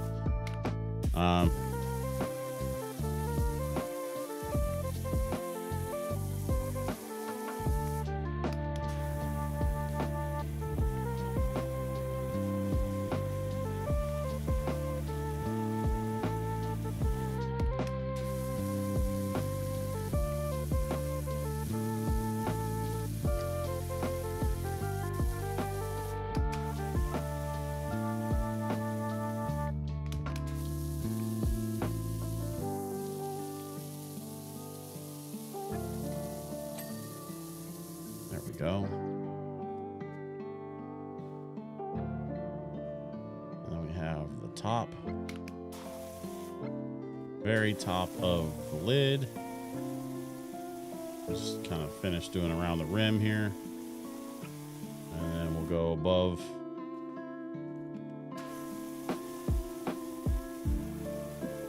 Lovely.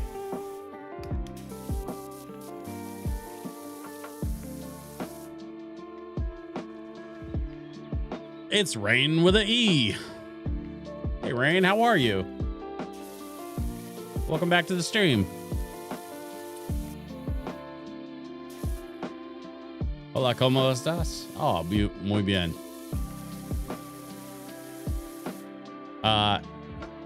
Bien too. So, by the way, that is the extent of my Spanish. I can count to 10, and I know that the word for bathroom is baño, and that's it. Oh, and cheese is queso.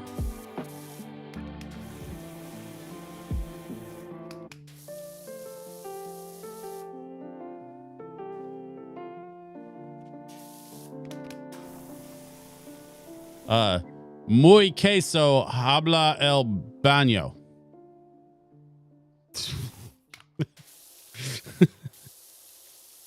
is so not how you're supposed to say that. But that's all I got. I do not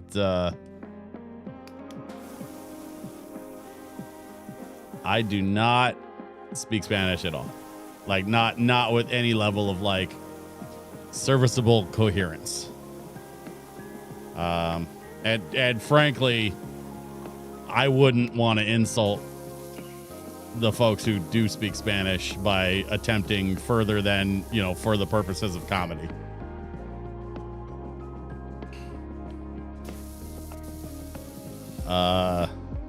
E2 is and you. I think I knew that part. The E2, because it's Spanish is Latin based, right? And so is like Roman and Italian. So like et tu Brute, like that famous saying.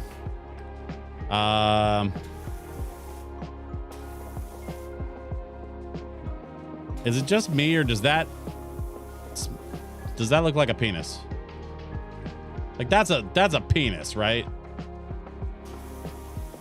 Like, are we all agreeing that that's a penis?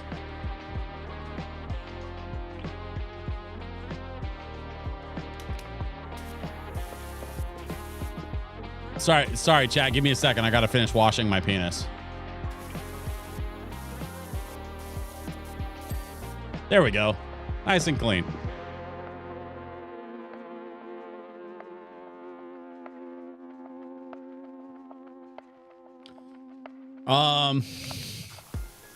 All right, we got more rooftop here. Let's just keep going. Hang on, I gotta stand on the penis. Now I'm squatting on the penis. Wait, pause.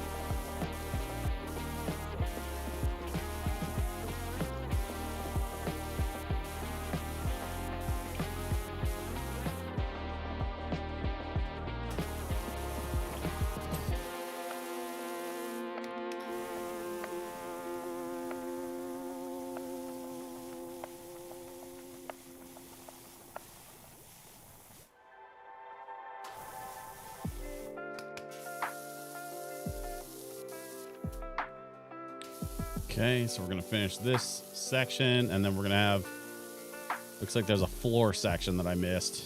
So we're probably gonna have to go find it. Where is it? Down there? Yeah. Oh, yep, I see it.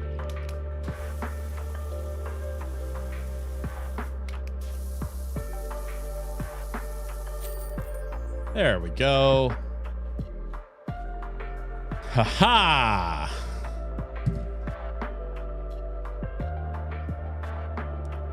Attila the Mom! Oh no!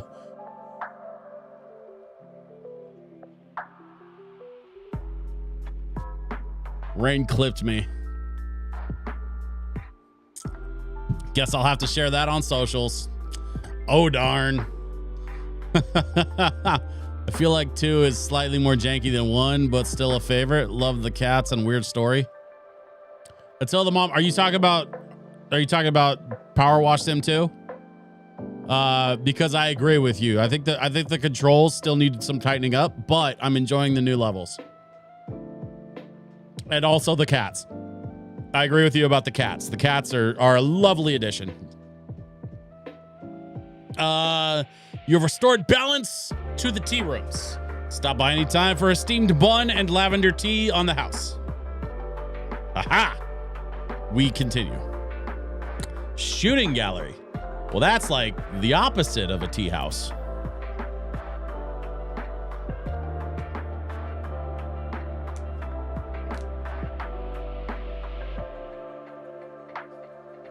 Also, hi, it's Ellen the Mom. Welcome to the stream.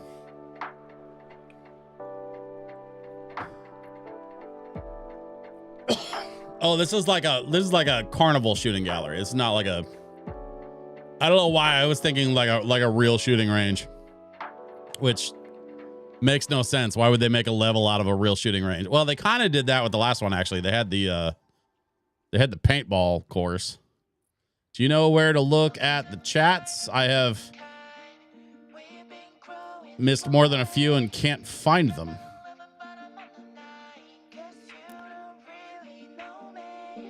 Do you mean the text messages that you get, like, in the game? Because I don't know, actually. That's a good question. I would think there would be like a record somewhere. Yeah, I don't know. Actually, that's a great question. I'm gonna pause for a second. I gotta take a quick bio break. Gotta run across the hall. I'm gonna leave y'all on the pause screen with the lo-fi running, and I'm gonna be right back.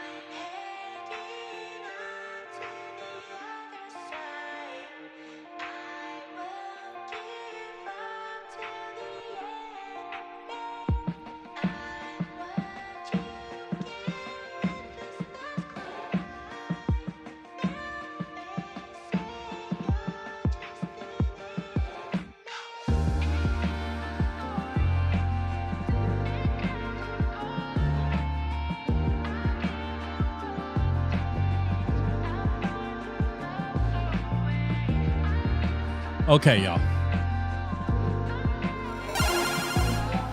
Let's get back to it.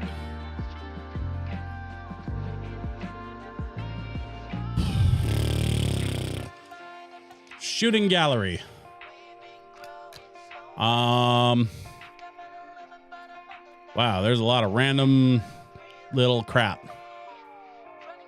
I guess we'll start with the front counter.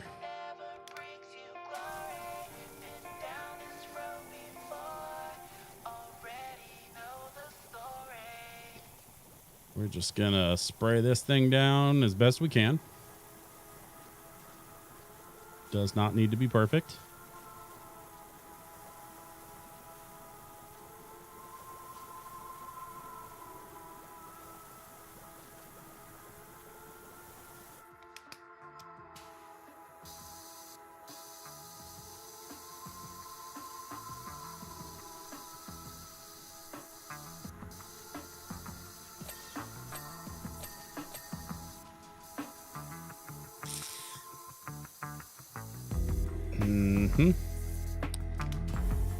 Okay, we're just gonna get the sides real quick.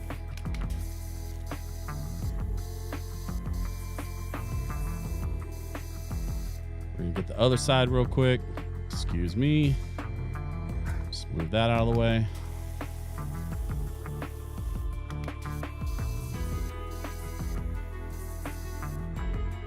Why am I not? Maybe I need to get the whole counter. So let's just do the whole counter, I guess.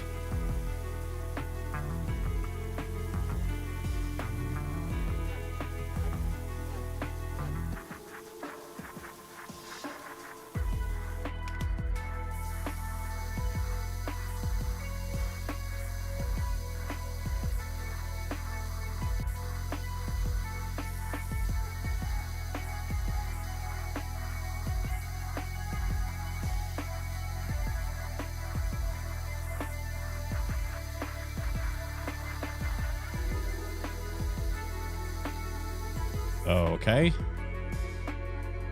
Guess we're still not done. The backside here.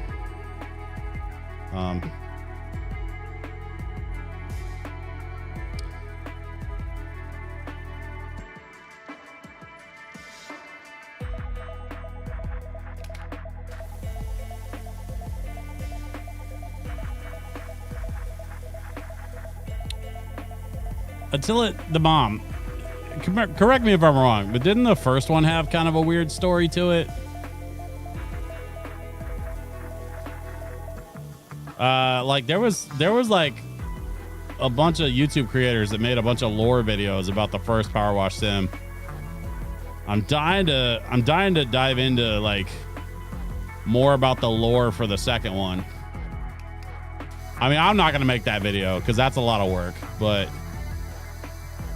I imagine somebody's gonna make a video about that shit.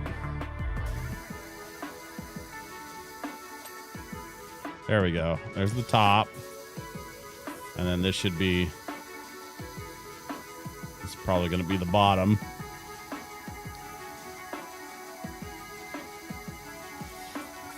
There we go. All right, so we got that section done.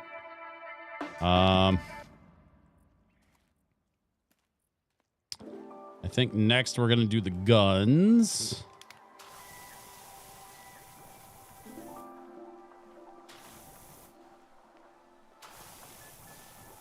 Just gonna kind of hit him at this angle, and then we're gonna hit him at this angle.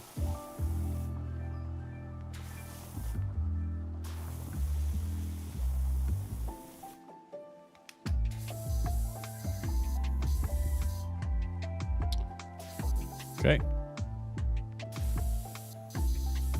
And then we swap to this side and we'll just go like that. That's 1, that's 2, that's 3, and 4. Okay. First one ended on the ancient temple and the statue of the merman that shot beams from its eyes after you cleaned it, and the chats in this one reference that a lot, and also the corrupt mayor. Yeah.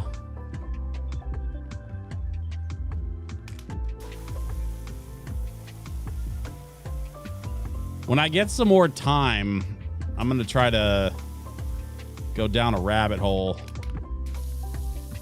of the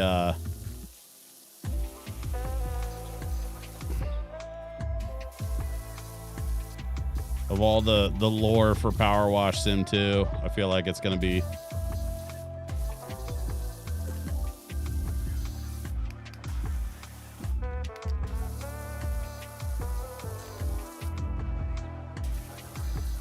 it's going to be fun to sort of explore all the different, you know, all the nonsense in this game.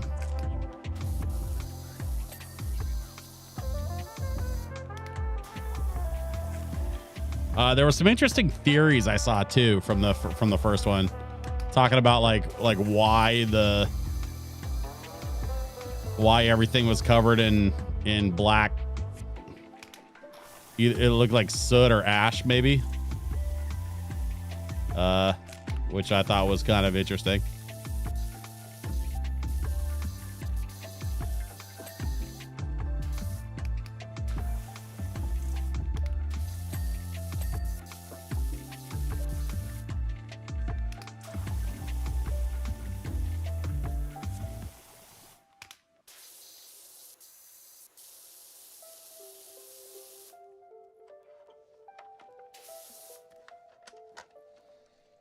Behind the ear. Let's see if I can get back there. No. Well, maybe, actually. There we go.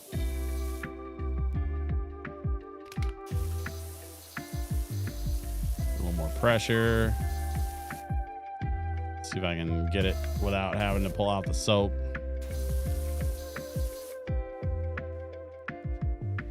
I might need some soap. Let's see if I can get a better angle this way. That's something.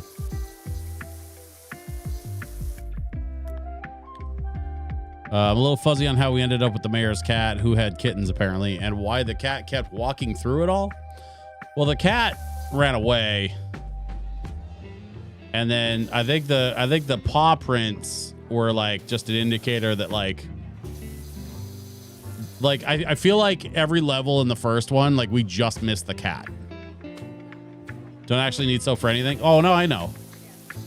Although, I don't know if you've noticed, but the soap in this game is far more helpful than the first game. The first game, it was like basically useless.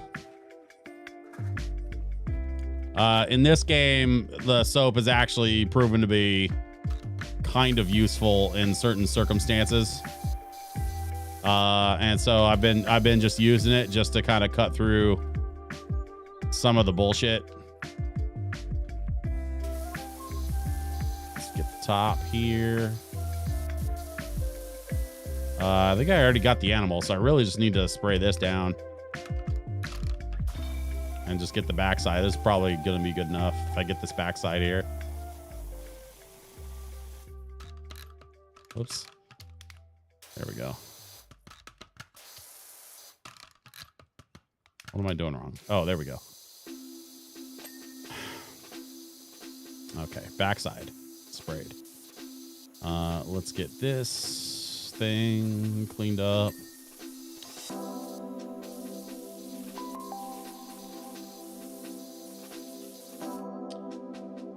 Washing my stall with an actual proper power washer, it's like taking a something. I missed it. I don't know.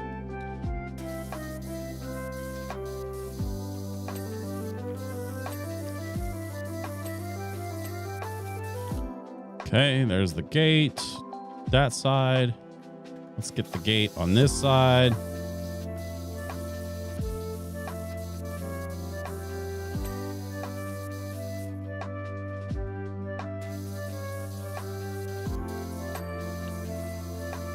One.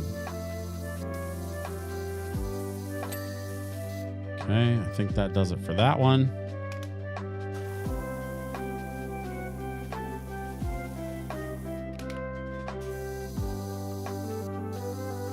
See how fast that is with the soap now? It wasn't like, it really didn't matter that much in the first one, but in this one it's like actually helpful, which is nice. So they definitely have like tweaked some stuff from the first one, which I appreciate, that they didn't just try to, you know, rehash all the same old shit.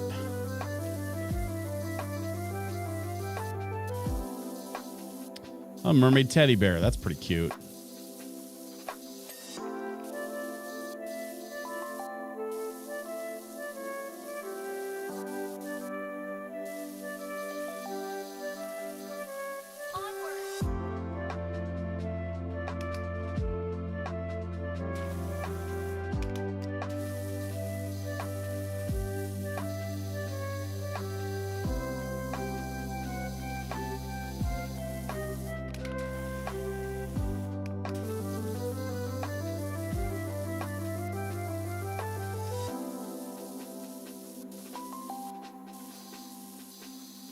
See.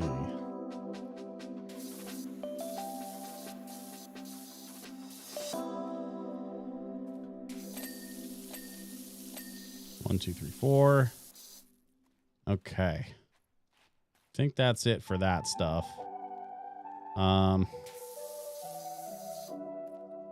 Just about got this pole.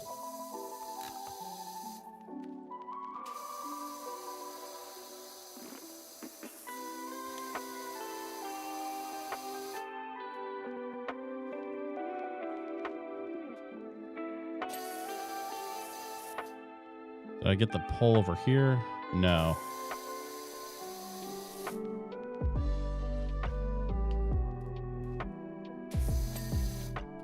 There we go. Okay, so there's that part. Let's go ahead and I think I'm gonna move this ladder and I'm gonna try to tackle that front sign. The problem is I don't know what the hell happened to. Oh, I gotta clean that generator too. Where's my bigger stuff? Oh. Over here, maybe? No. That's not mine. Okay. So do I just not have my bigger tools? Okay. I guess I don't. So we'll just soap these guys up from down here, I guess. It's fine. Get a little extender there. There we go. That's better.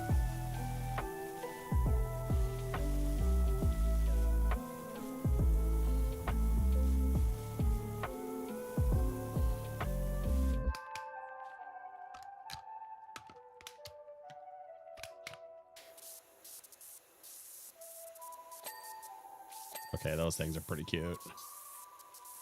The little bees and stuff.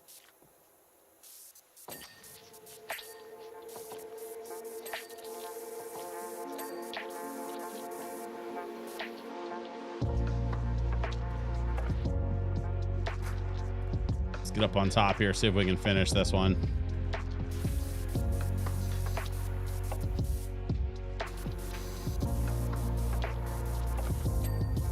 Okay, there's that one. Who else are we missing?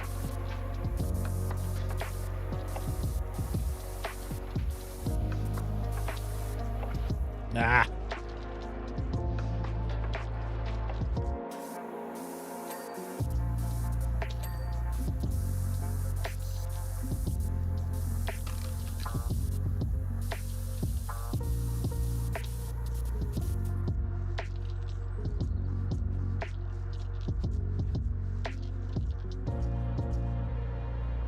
Is that all the animals? I think I got them all. At least for that, like, dangly thing. Okay, there's the pole. I think we do this one next. Yeah, okay. That side. Got that side.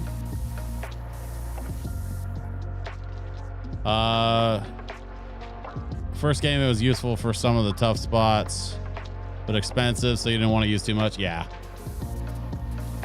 that was part of the problem too. Was like, why am I spending a bunch of money on this soap that's like barely helping with anything?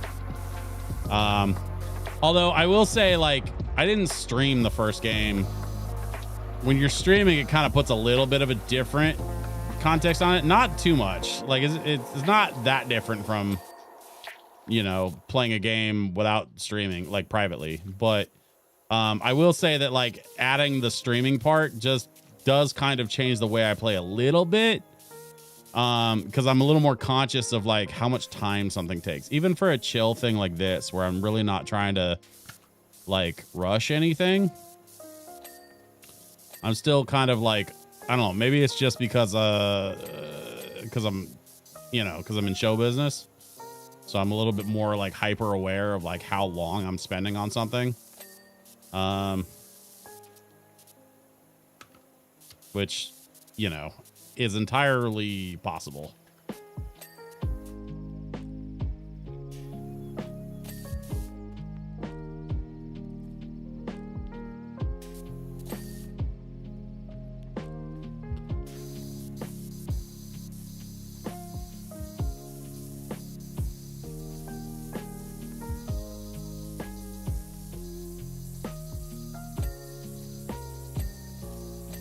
Oh God, each individual letter.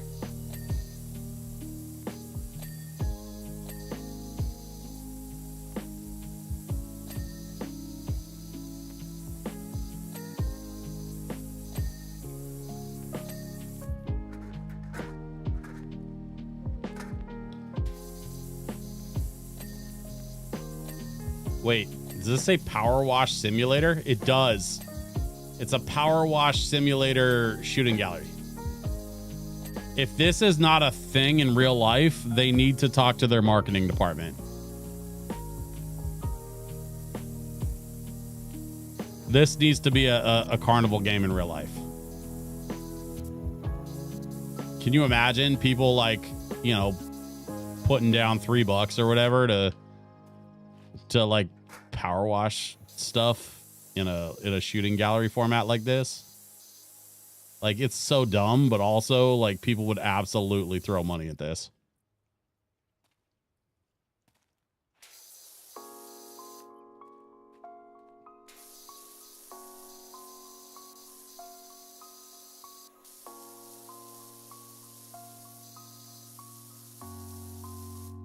I'll alert Mall of America management tomorrow morning to get this installed. I mean, I'm sure there's some licensing stuff that needs to get worked out. And then also they need somebody to build it because I seriously doubt this exists like in real life. It would need to be built and or modified from an existing attraction.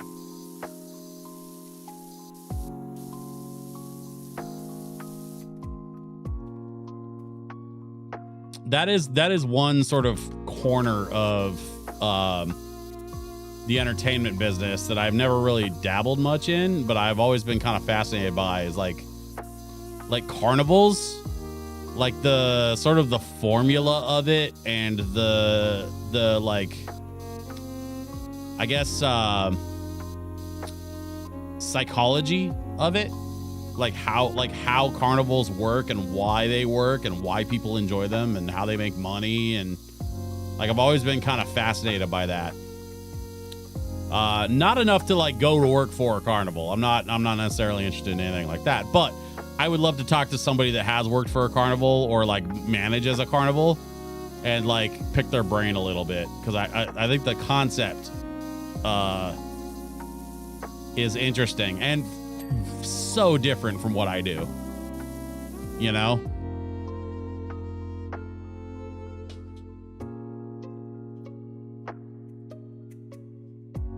I detail trade-in cars at work, so power washing is satisfying every car I do.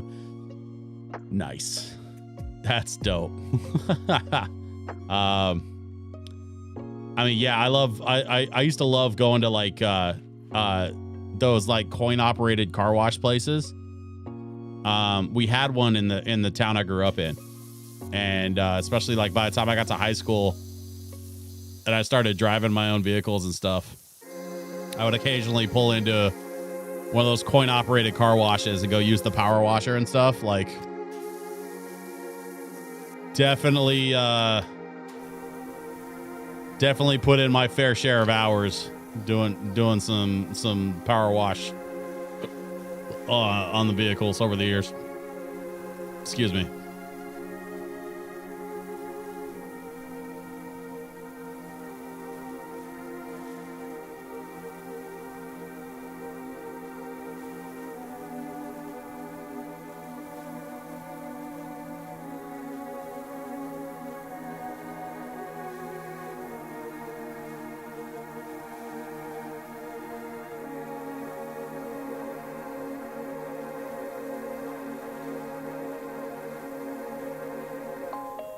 Man, it would be so fun to like build out like a whole power wash sims shooting gallery as like a marketing campaign for the game.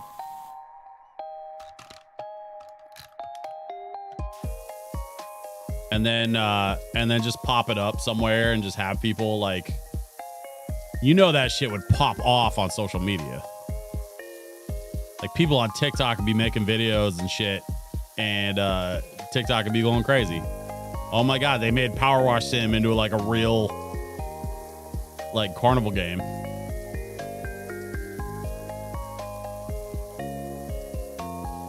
I could see this like working in an arcade game format for sure. Like, I could imagine this being like one of those arcade games with the gun, but instead of a gun, it's a power washer. Or like one of those arcade games where you sit inside, and then like inside the booth, you sit in like a little booth in the dark, and like in the booth is like the little power wash gun or whatever. That'd be kind of fun. I'd be down. Yeah. I'm saying like Like, even if they don't want to invest this kind of money in what ultimately is, you know, a bit of a gamble, like financially, right? Like something like this, if they were to make this into a real carnival thing, like it probably would be a bit of a financial gamble. But if they made an arcade version of Power Wash Simulator, I could see it doing well in the current like modern day arcade climate. In so much as like people have money to be going to arcades and shit. Like money's been tightening up quite a bit this year for basically everybody, and that shit sucks. But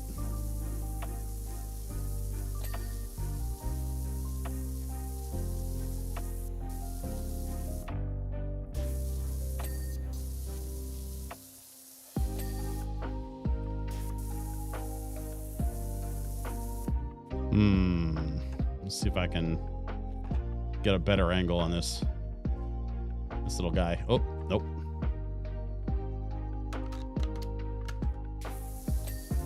There we go. That one. That one. We're just gonna spot clean some of this. Okay, love that. Looks good. That one, yeah, okay, yep. Got a couple spots here. Nope, see, okay. Then maybe we go over like this. Can confirm that Atlas Shrugged the video game works on Linux Mint with Intel GPU.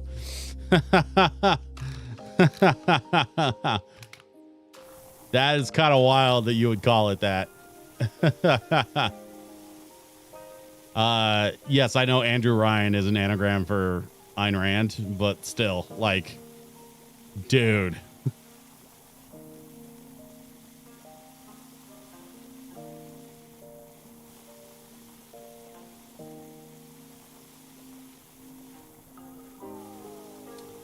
But hey, I'm glad you got BioShock working. Because that's, I mean, honestly, it's a 20-year-old video game. It shouldn't be too taxing on the old graphics card, even if it is an Intel. I've heard good things about the Intel Arc Series stuff. Like, not great, not amazing, not groundbreaking, but you know what? Not bad either. Like, that's kind of been my takeaway from the Intel Arc stuff. So insofar as I can tell, is that it's a solid option.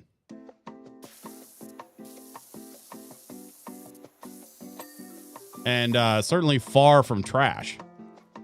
Running the remastered BioShock, yeah, that's the way to go. Honestly, it was a good remaster. They didn't really fuck with the controls too much. They didn't fuck with any of the like overall experience of the game. They just kind of improved the visuals and then, you know, tweaked a couple little buggy things. But for the most part, it is a very, very faithful representation of BioShock, which I appreciate.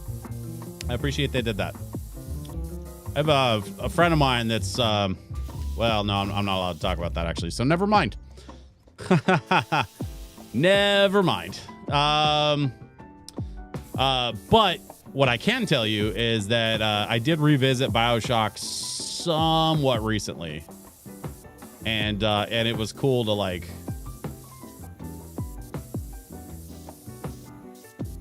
kind of see how it holds up in 2025. Like this year, earlier this year, I played a little BioShock. I don't think I played all the way through it, but I did play all the way through BioShock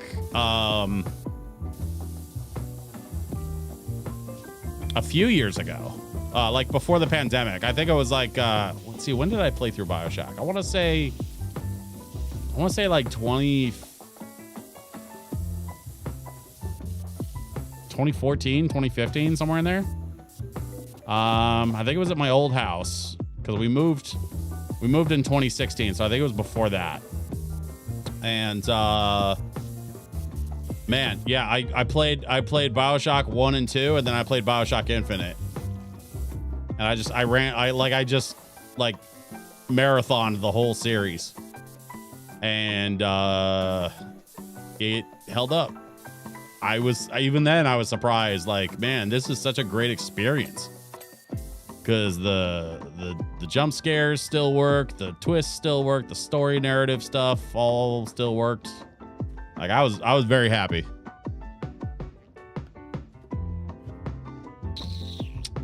I think I'm gonna leave the rest of that roof stuff for last. So let's go ahead and work on this back here. I want to get into the gallery proper, but I want to finish the outside of the tent first, I think. So let's do this. Let's get the ladder. And whoop. We're gonna get the soap. Nope. Nope. Nope. Okay, there we go.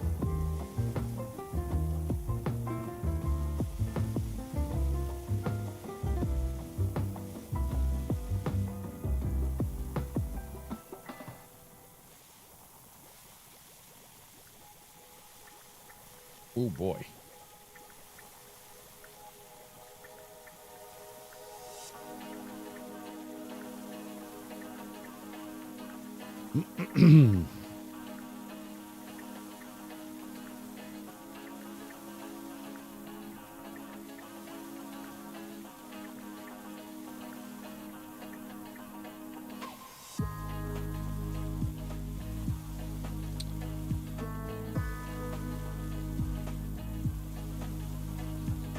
There we are.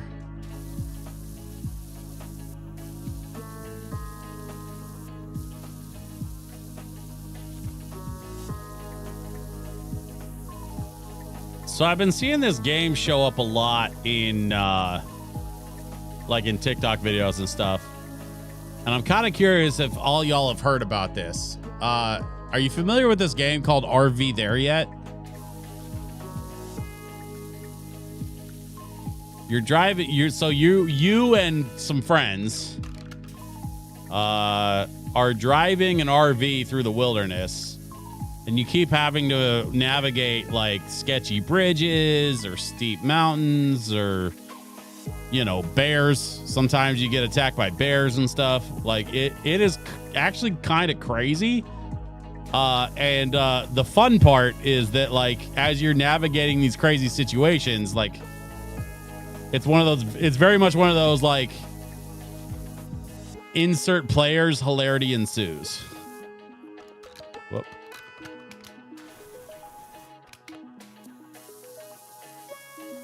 There we are. So we got this section done. Basically done. But, like, pretty much done. Done-ish. It's done-ish. Oop. I don't need the ladder because I've got boxes. Let's use the boxes.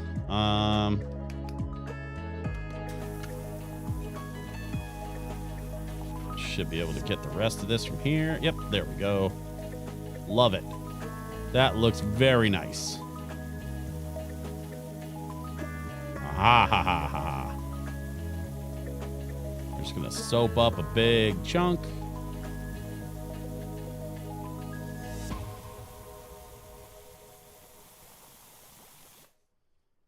I saw a duo stream last night and I laughed my ass off because of their indecisiveness. It looks like a really fun game. Yeah. I'm so fascinated by this game. I definitely don't have anybody that I can, like, stream with, which is kind of a bummer. I need to make more, like, content creator friends, honestly. And I will. I'll get there. It's one of the things on my to-do list that I'll eventually get around to. But in the short term, I gotta say, that game looks ridiculous. I've done a little bit of, like, Phasmophobia streaming, like a little bit, on my friend's stream, and that was fun. Although I did keep bitching about the fact that I didn't have a proton pack the entire time, which might have gotten old. And might be why I haven't been invited back. I'm not sure. But I enjoyed it. And also Ghostbusters. The title's a good pun as well. Oh, are you talking about RV There Yet still? Yeah, I really like the title of RV There Yet. I like the way that plays. Also, I'm dying to know, like, why are they smoking cigarettes? Like, what's the deal with the cigarettes in that game? They all look like they look like weird cartoony versions of the guy from that movie The Professional. About like he's like a hitman or something. Do you know which movie I'm talking about? Like from the 90s? Or I'm not crazy, right? Like that was a movie. I'm pretty sure that was a movie. The dude with the little round glasses and the beanie. I don't know. Whoa. Oh my God. Oh, I saw the thing moving inside and it freaked me out. I thought someone was in my game.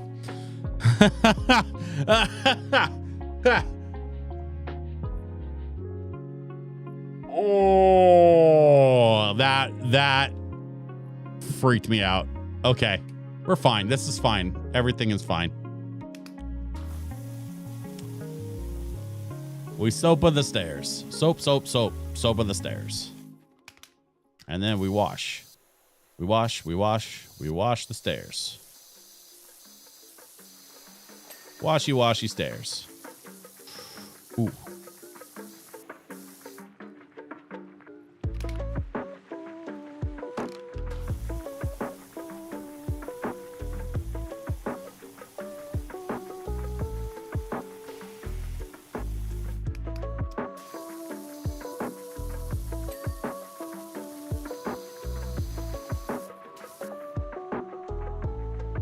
The smoking thing, I was like, it's Halloween, it's fine. Yeah, I'm sure it's fine. Everything's fine. This is fine. It's all fine. We're fine. Everything is fine. It's definitely one of those movies where the more you say how fine you are, the less fine you are. I'm fine. This is fine. Everything is fine. We're fine. This is fine.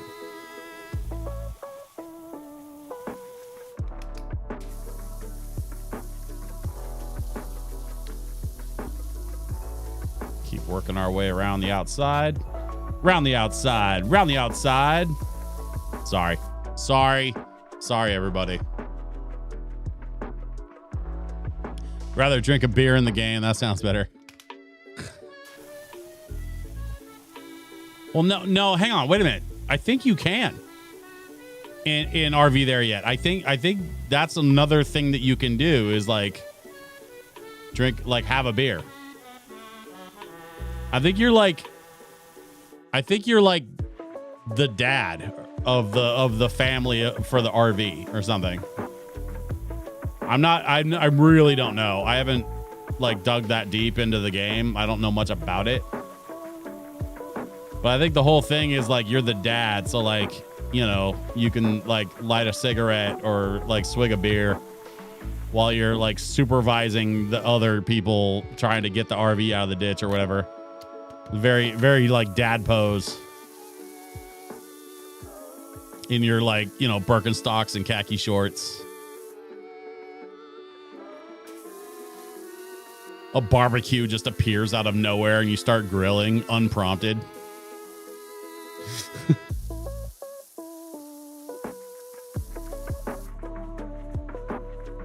Honestly, that's a horror movie that I would watch. Well, we could call it Father Figure. And we could license a cover of that George Michael song. And it's just like a ghost who just wants to be a dad. So like he'll like randomly like make a barbecue appear and just start grilling. Like, and you can detect his presence by the smell of smoked meats. Maybe it's supposed to help your sanity level. Is there a sanity level mechanic in the game? Because I've seen games like Like Phasmophobia has a sanity level mechanic. Although it does work a little bit differently than any other game I've seen with that kind of thing. But I have seen games that have sanity mechanics. I actually know of a board game that has that. There's a what's it called? Call of Cthulhu, I think. Or no. That's not. It's like a Cthulhu type like based game, but it's called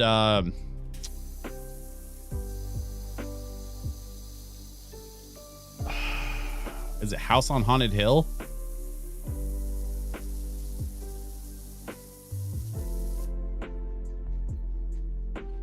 I'm trying to remember the name of the board game. You're like in a mansion and somebody got murdered and you're trying to figure out who the murderer is.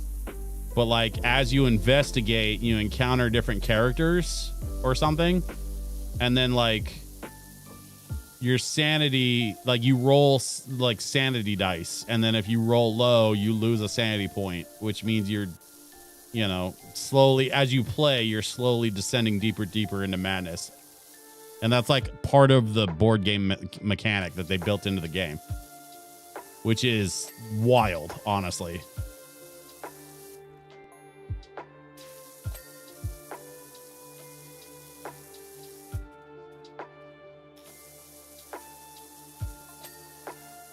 Okay, so there's the animals. We got the rope. We got the side curtain.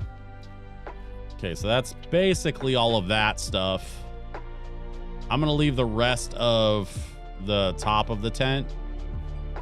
And I think we need to get started on the inside here. And I think we start with the floor. No. I'm going to start with like the pole, like the support poles here. There we go.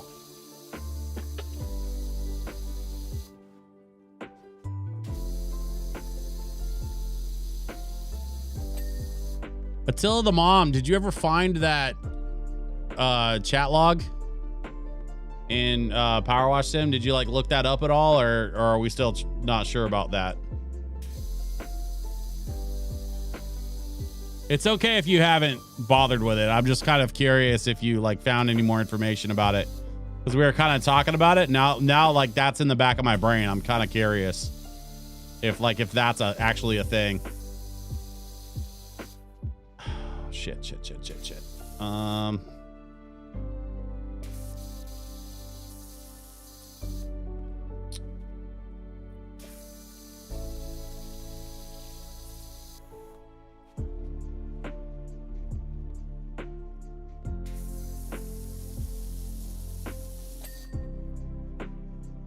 There we go.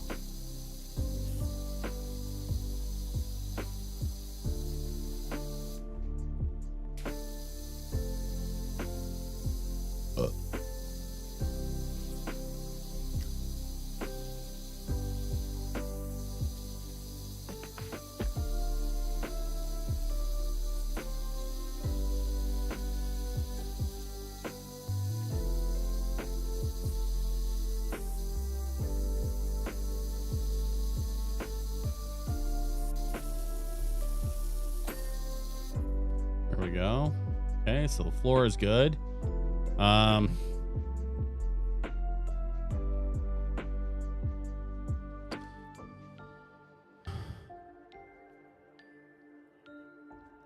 guess we tackle the stuffed animals next.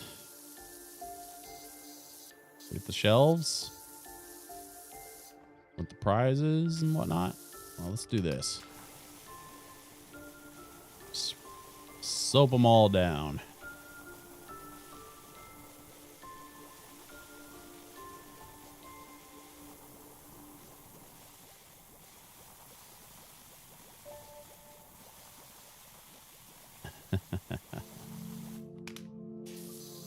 There we go.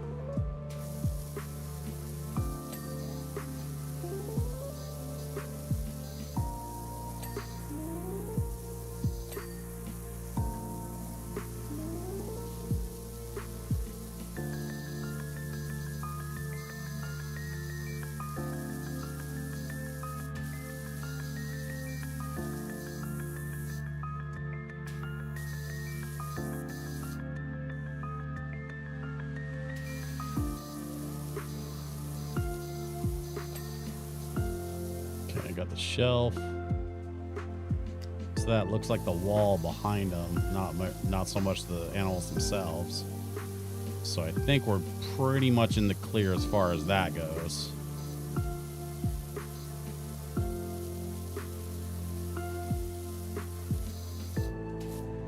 Slow down a little bit, take our time.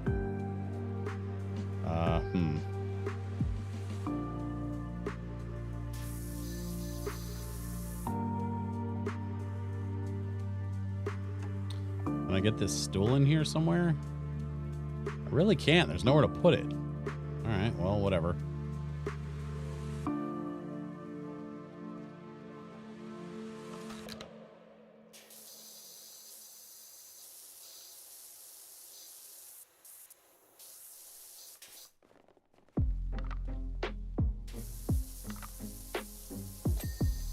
Okay, there's the shelf.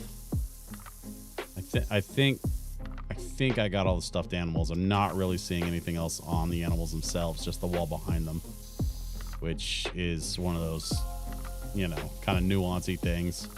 I'll probably get most of that when I clear the rest of the wall.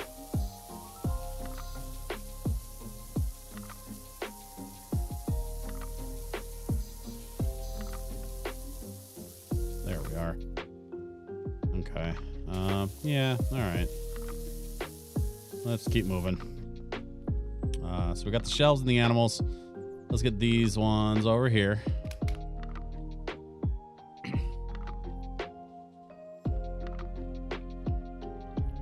The cigarettes help with stamina. Okay. That's weird, but sure. Honestly, like, that's weird, but it's not. I wouldn't even put it in the top 10 weirdest things about that game. The game itself is pretty weird, so like using cigarettes for stamina is like not even that crazy.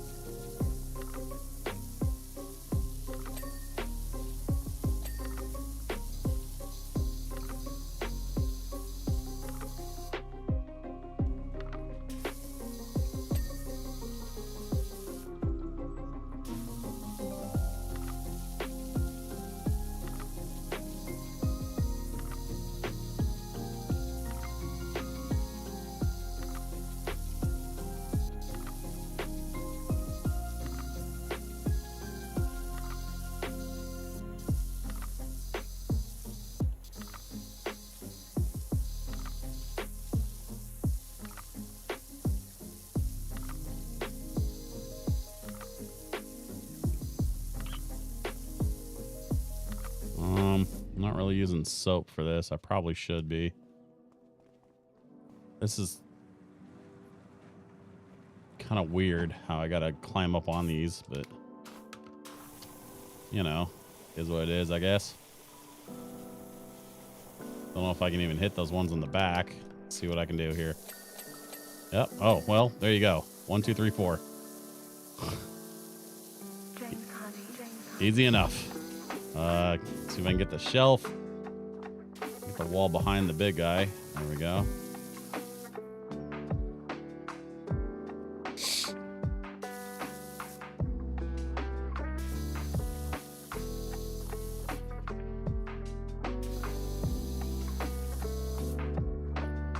So I saw our RV there yet in my Steam recommends. It's like $7, which is honestly pretty cheap for a game that could yield a pretty high entertainment value in return. I mean, don't get me wrong. I love a free, I love a free to play. You know, your your Fortnites and whatnot. Like, those are cool, but honestly, I think more games should be $7 to $10. Not everything needs to be a AAA 600-hour epic. You know what I'm saying? I don't need every game to be the next Skyrim.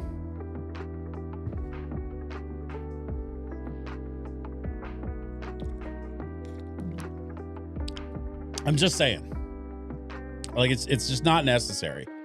In my restless dreams, I see that tower, Silent Hill. Well, since we're up here, let's go ahead and get this UFO. Boy, that UFO looks familiar.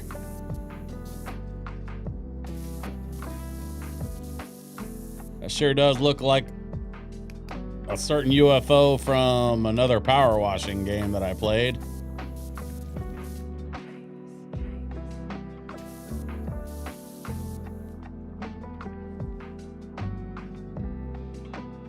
Shit. How do I get...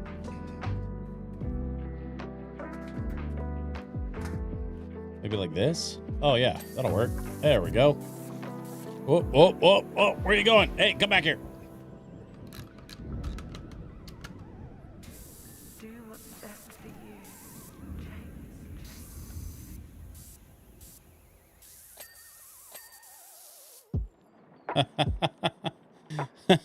James. Tonight on Coast to Coast AM aliens and video games.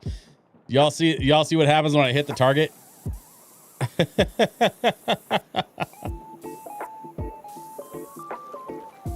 That's funny.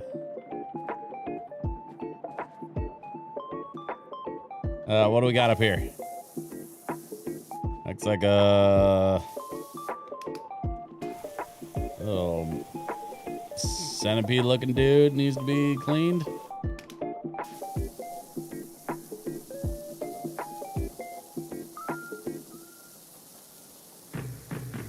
Clean that guy up pretty easy. There we go.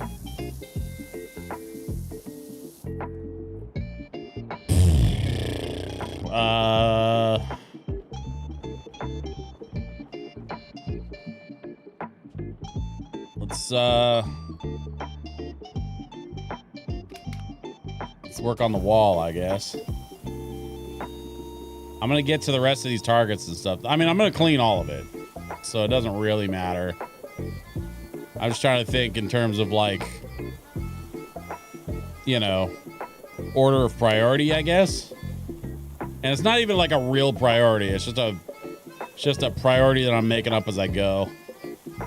This seems like a good place to kind of do the next bit, you know?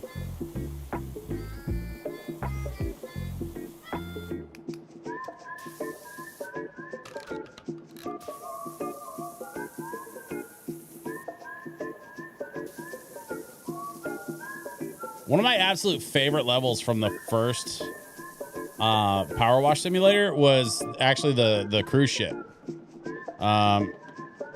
It was one of the seasonal bonus levels.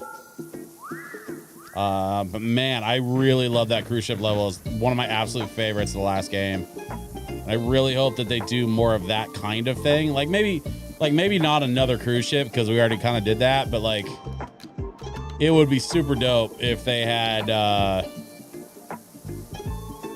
you know, something in that vein, right? Like a resort or a water park or I don't know, a theme park. Like, oh man, you know how fun it would be to do a theme park? They did a mini golf course in the first game.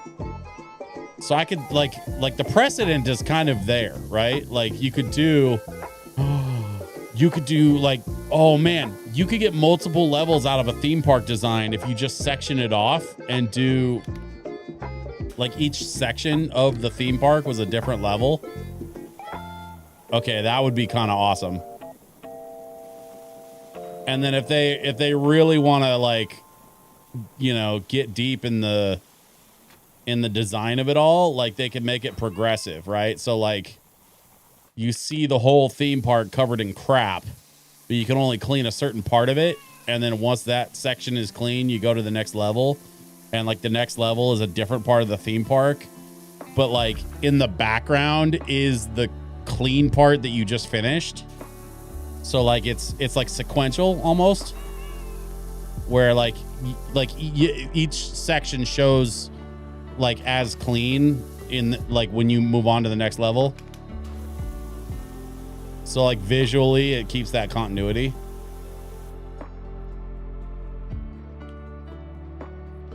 If you like Asteroids, it's on Steam called Asteroids Recharged, $10, and Atari published it. Oh, yeah, that's cool.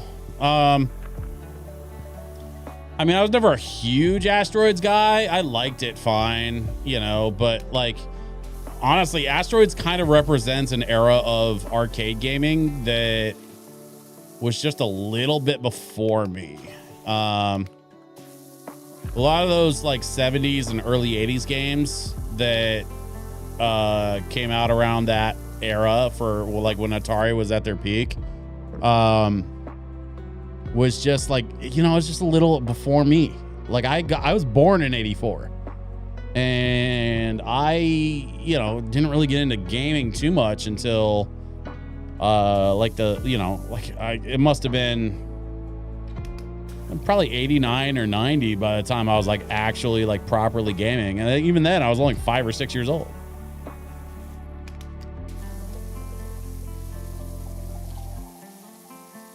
But I was on, you know, I was on the Amiga at that point. So like,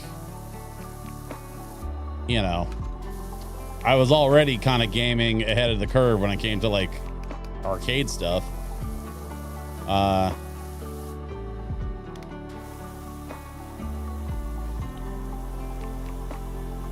You know, I mean, if you have a different relationship with Asteroids, if people are like into Asteroids or whatever, like, you know, do it.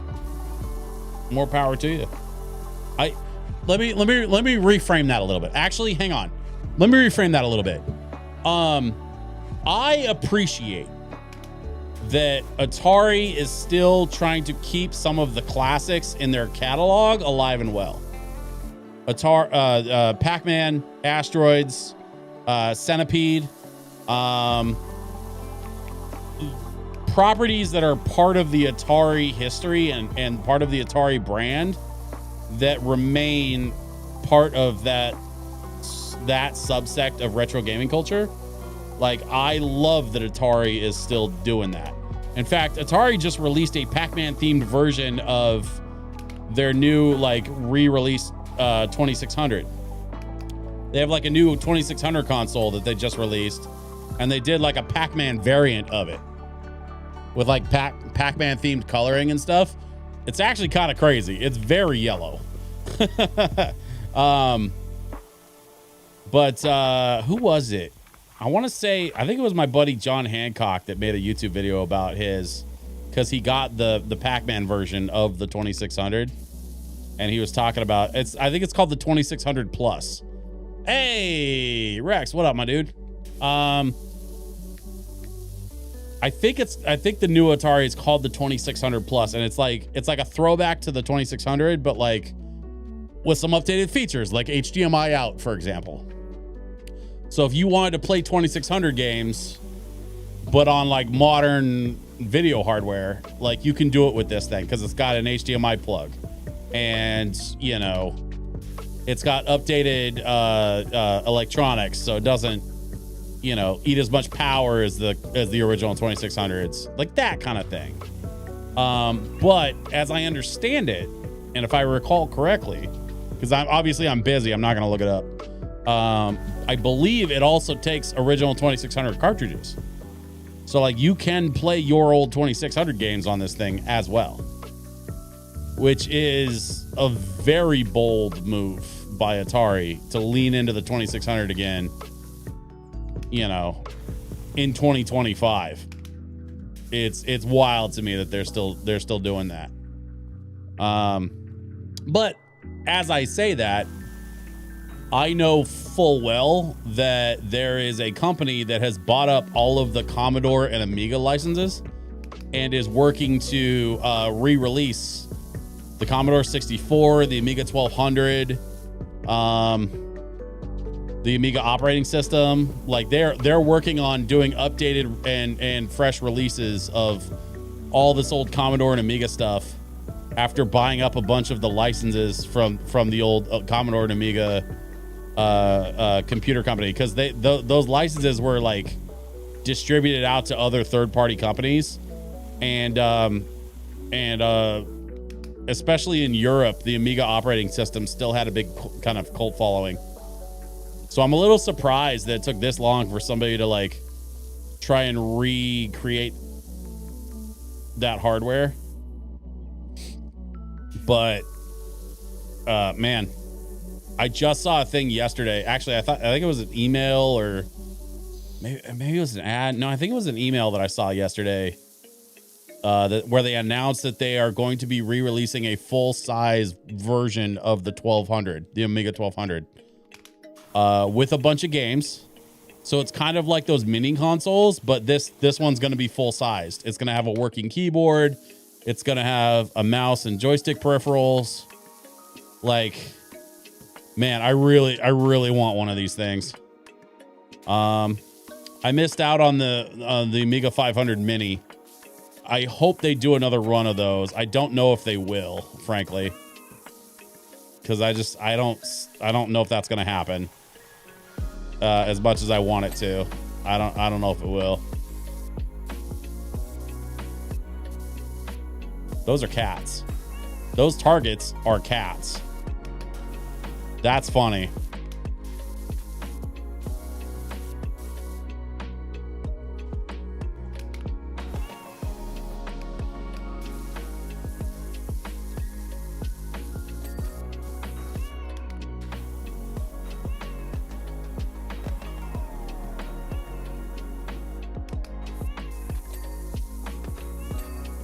That one, that one, that one, that one I think I already got.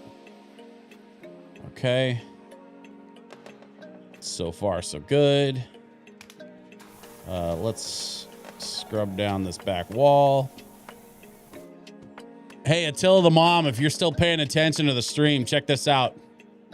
We got the merman dude. We were just talking about him. Oh, and he's got the gem on his head and everything. That's crazy.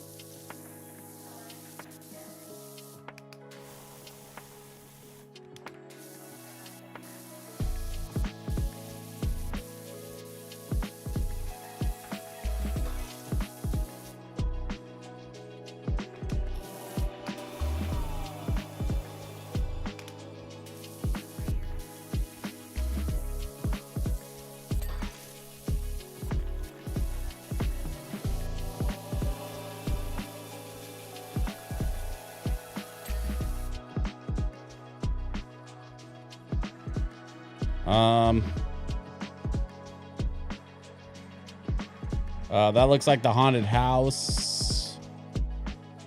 What is this? Which one is this? An airplane? Oh, there's the temple, the pyramid temple. As I was going through these like targets and stuff, I realized it's a bunch of stuff from the first game. Which is funny because we were literally just talking about the first game. I mean, it makes sense if it's Power Wash Simulator, like in a carnival game format. Like, obviously, you want stuff tied into the first game.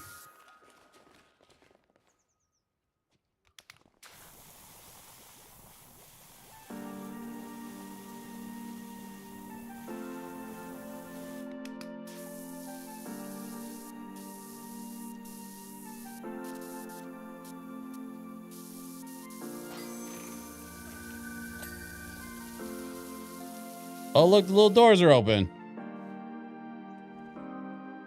I wonder what's in there.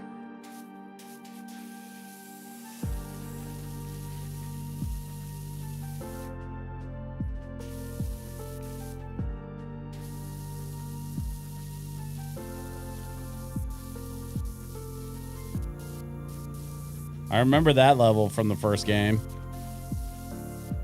Getting up to the top of the roof and getting like these little parts up here was like such a pain in the ass because the scaffolding didn't get high enough.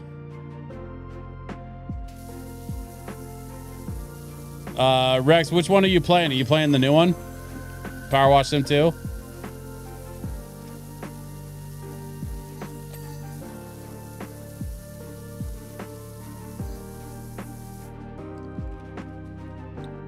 Nice.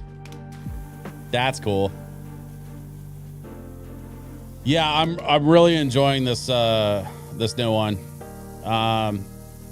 So far it's been fun to have like just new levels to wash.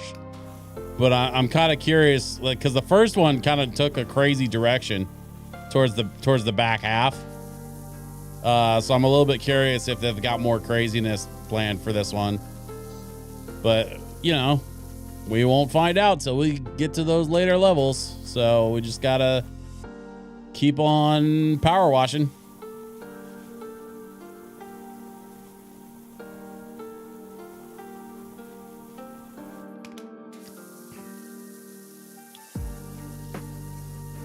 It's probably going to take me a while because I don't want to wash through too many levels off stream. I'm trying to like limit how much I play this off stream, but I'll be honest, it's tough. It's tough because I really want to play this like just when I'm chilling. But I keep trying to tell myself, no, we're not doing that. We're going to save it for stream.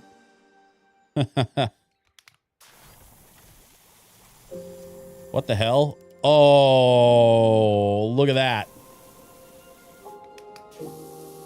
The little gem thing is sticking up out of the pyramid.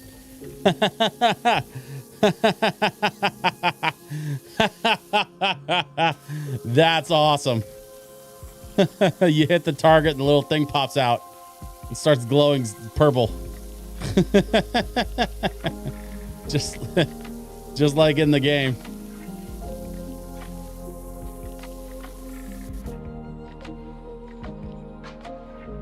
It's my favorite chill game aside from Stardew. I mean, we literally stopped doing Stardew just to play this. Although I will say, I'm purposely not going to uninstall Stardew. I have been making more progress in my Stardew farm, just without the stream, so you guys haven't seen it yet. But I am very much looking forward to the new update when the new update happens. And we are for sure going to stream the new update when it happens. So I'm leaving Stardew installed for now. Just because I know that update is coming. And I want to make sure that we get a chance to check it out together when it does. Come on, hit the backside of the target. There we go. That's funny. You hit the pyramid, the little thing pops out. Okay, so you hit that one and the door's open. You hit this one and he turns a little.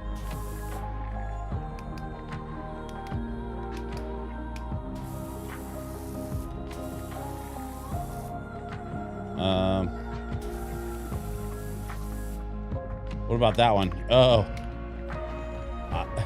It's the smoke coming from out of the mountain. The volcano.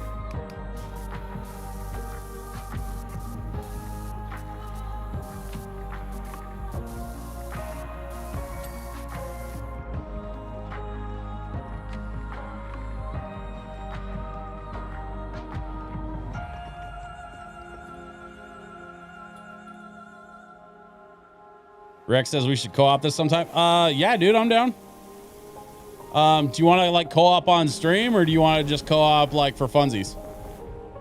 Because I think I'm down for either, honestly. As long as you don't care me running LoFi.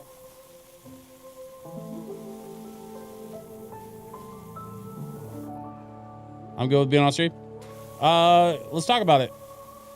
I have kind of a crazy week this week. But Mark, like make sure you like leave a calendar notice or something to get a hold of me early next week and let's talk about it.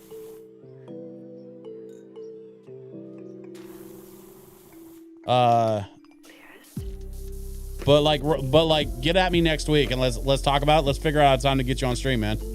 I think it would be hella fun to do some co-op.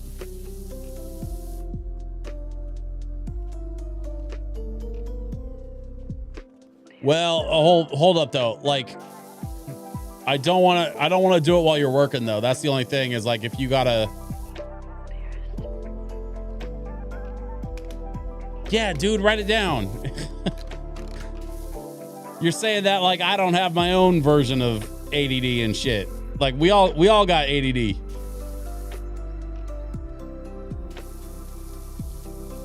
No, I just mean like if the phone rings while you're, you know, while we're streaming and shit, like that's probably not the move.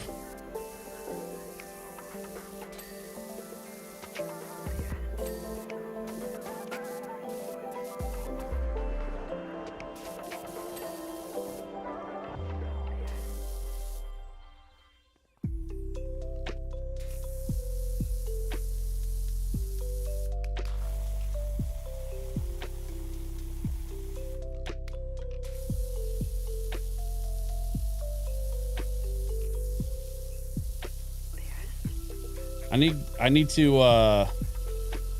work towards getting back to my LoFi stuff too. Actually, now I'm thinking about it. I want to maybe reach out to Vault 31. I don't know. I've been kind of debating whether I want to reach out, like back out to them again. I got nothing but love for Vault 31. I'd be super down to go back there and do some stuff. I just know that like, I don't think it's even Vault 31. Honestly, what it is like I haven't been booking any lo-fi stuff anywhere because I've been so busy kind of with some other things the last couple of months. And now the rest of my year is basically going to get eaten up by some bigger like corporate events and stuff. So right now is not a good time to be doing to be thinking about doing lo-fi stuff, but I want to get back to it. The live lo-fi events and whatnot.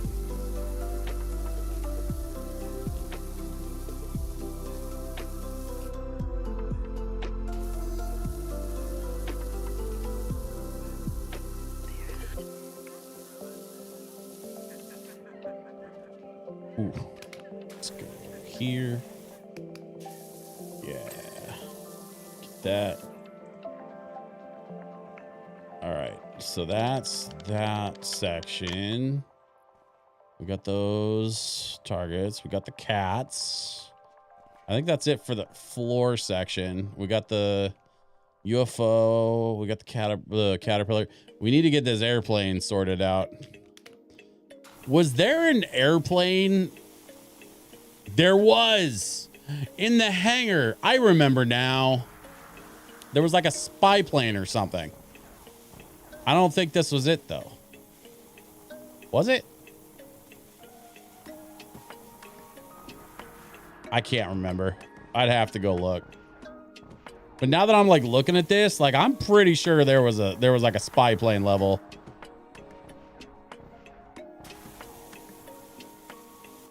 Yeah, because it had the round like satellite things on the wings. Yeah, I do remember this thing. I think it looked a little different than this, but this is basically it. Oh yeah, with the red accents and stuff, the red wings. Yeah, that is for sure it. I do remember that thing.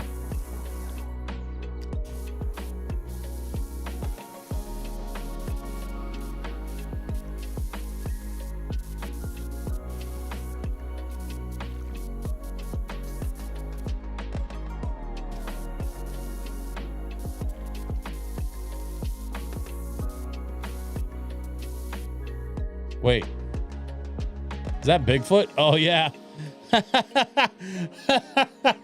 I just looked up and saw Bigfoot back there behind the trees. That's great.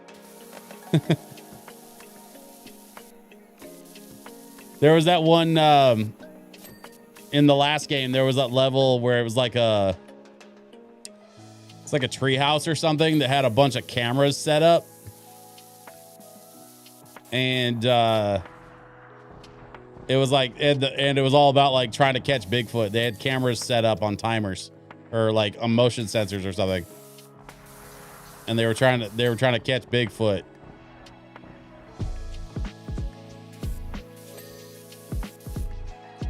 Okay, so that's the plane. We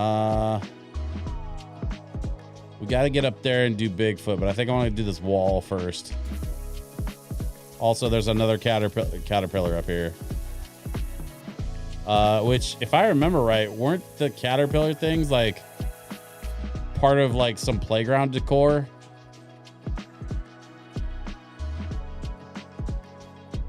I really don't remember.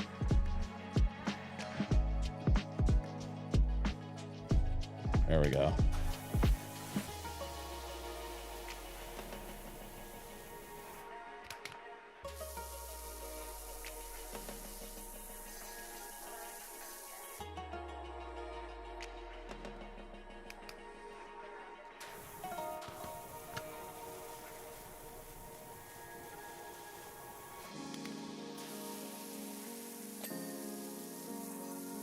Okay.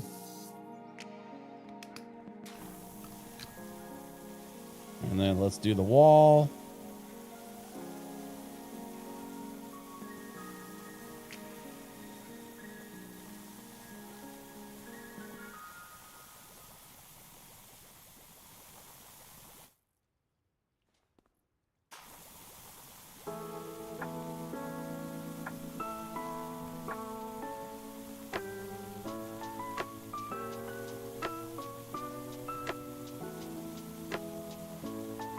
I don't know why, but this song keeps reminding me of like trying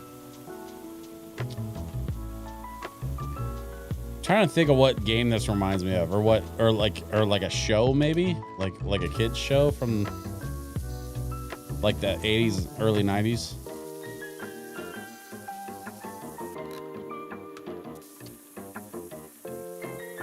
Like, I know it's from Final Fantasy, but like it reminds me of something. I keep trying to place it.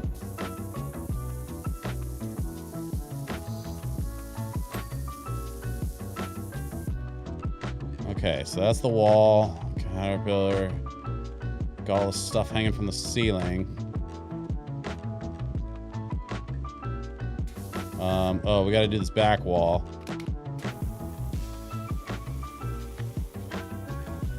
Of course, now the cats are just going to be in the way, because that's how cats be like sometimes.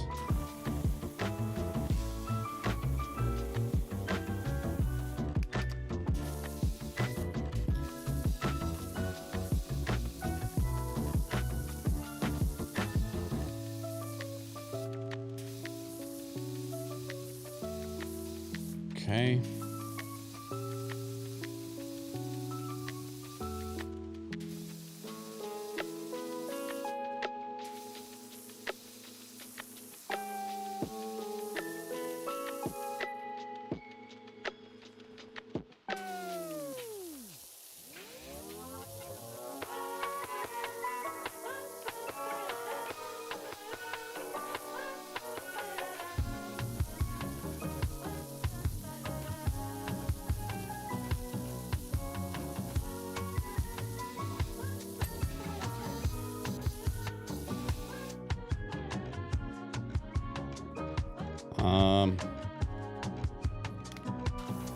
Get the rest of this back wall, and then we can get started on the Bigfoot stuff.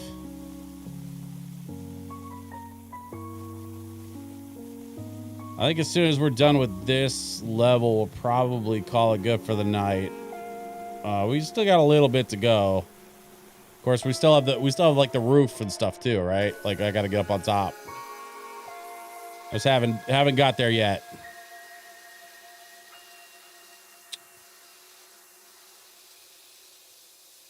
Just a reminder for everybody too, don't forget, I'm not streaming on Friday this week. I do have an event, but I will be back to normal schedule next week.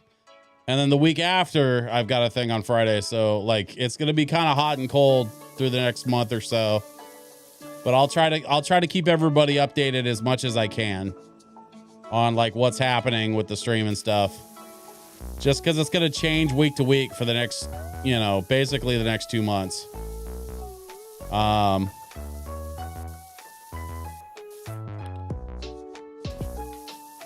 One thing we could do is start streaming on Mondays instead of Fridays, at least for a little while.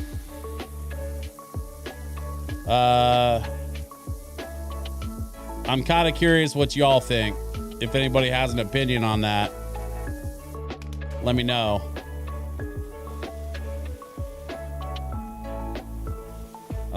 Maybe we'll do that. Maybe we'll start that conversation about like, should I stream Mondays instead of Fridays?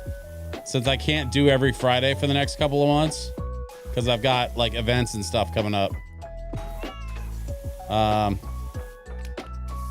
Hard to say.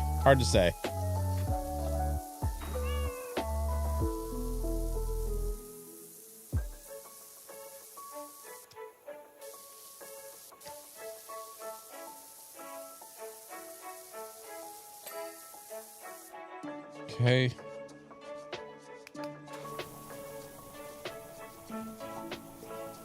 Some trees.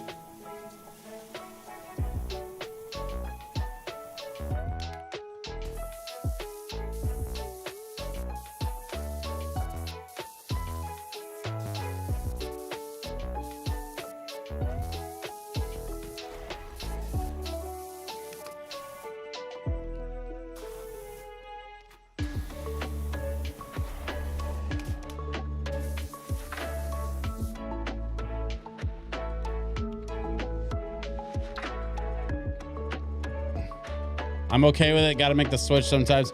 Sorry, Shuikun, just for clarification, what is it that you are okay with? Doing like Mondays or just not, you know, not streaming on Fridays at all and just doing Wednesdays? Like what are you thinking? Just for clarification, I guess. Cuz like I want to understand what you're thinking.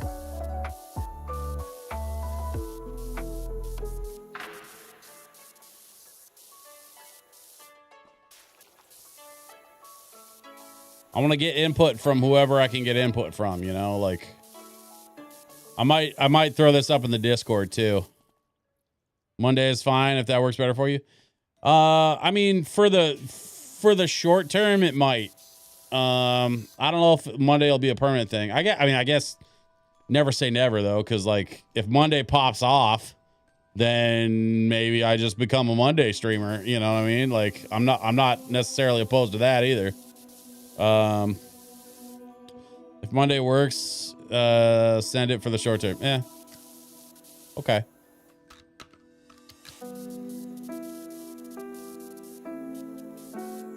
Yeah, we could try it. I don't know when I would start doing that though, because I've kind of got some stuff going on. Like it certainly wouldn't be this Monday. I don't know. That gives me some stuff to think about over the weekend. Actually, because I've got my thing Friday night. I've got a couple of other projects that I'm working on this week, trying to get those done. I got some stuff I'm doing. So like I'm trying to get it handled.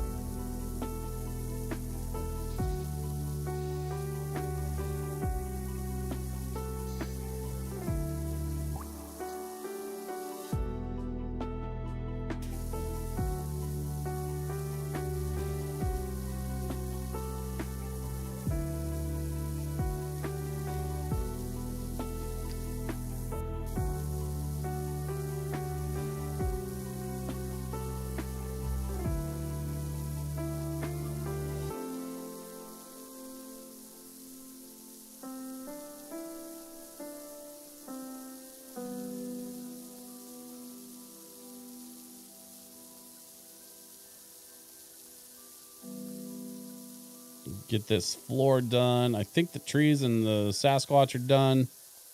Yeah, so there's the floor. Oh no, trees aren't done.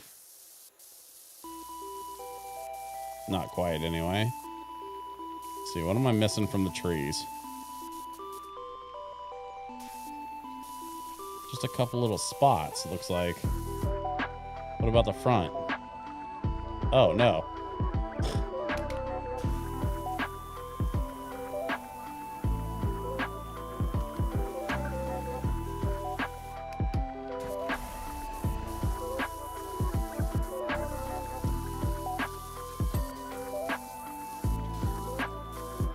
Target platform forest. Okay, so was that all the trees at once?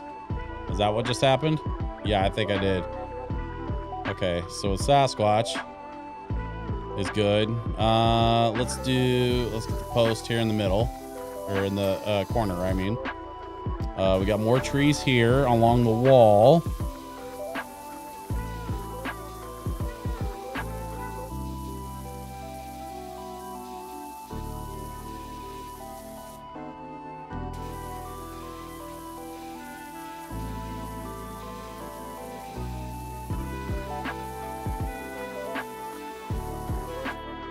How we doing here? Let's see. Nope. Okay. Still not done. All right. Sure. Whatever.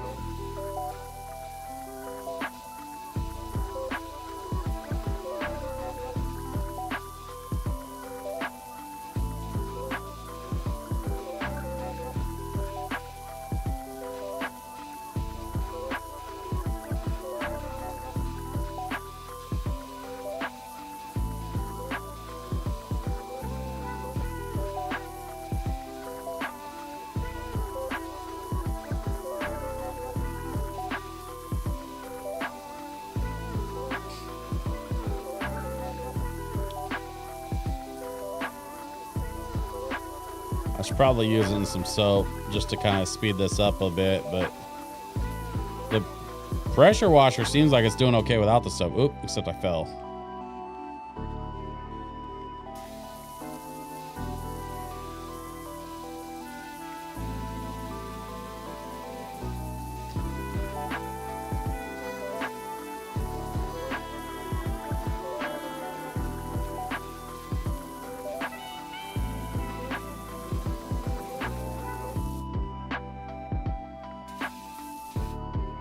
I'm out for the night. Take care. Shuyukun, always good to see you, my friend. Thank you for stopping by. Hope to see you again real soon. Won't be this Friday, but I'll be back next week. Same time, same channel. And we'll continue our conversation about whether we're switching to Mondays. It's sounding like that might be the play. But we will see.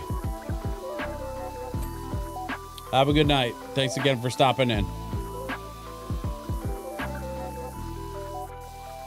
We're gonna wind this down here shortly. I want to try to finish this this last bit, and then as soon as we're done with this level, we'll call it for the day. I'm not quite ready to call it just yet. We're getting close enough to the end, and I want to go ahead and see it through.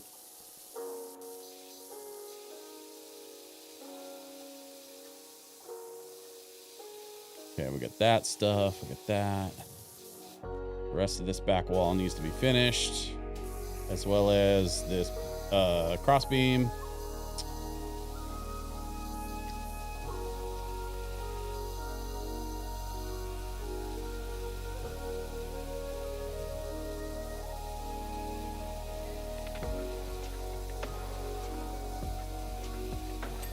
There we go.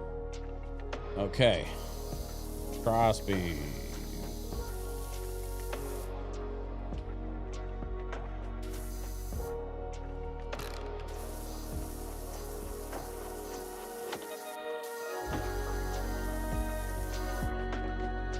What am I missing?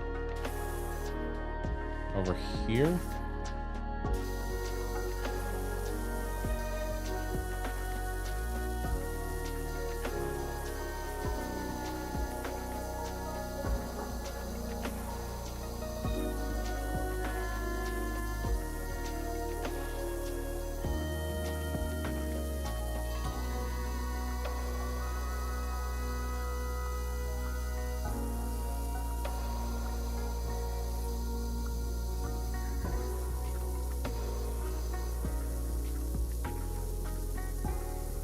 the power washer do its thing.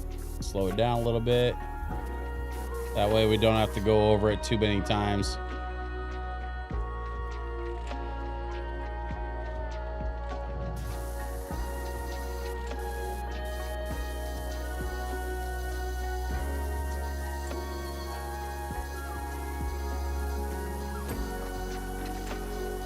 Oh, interesting. Is it gonna have me do the ceiling like in sections? Oh, looks like that might be the case. Well, that's helpful actually, because that means I don't have to. I can go one section at a time, I guess.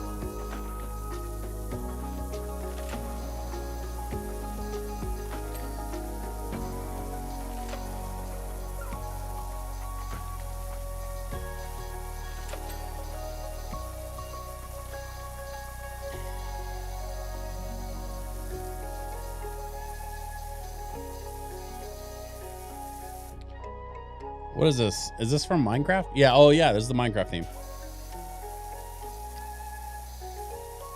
Which Minecraft's another one that I could be playing on stream. I have a base, or I guess I could just start a new one.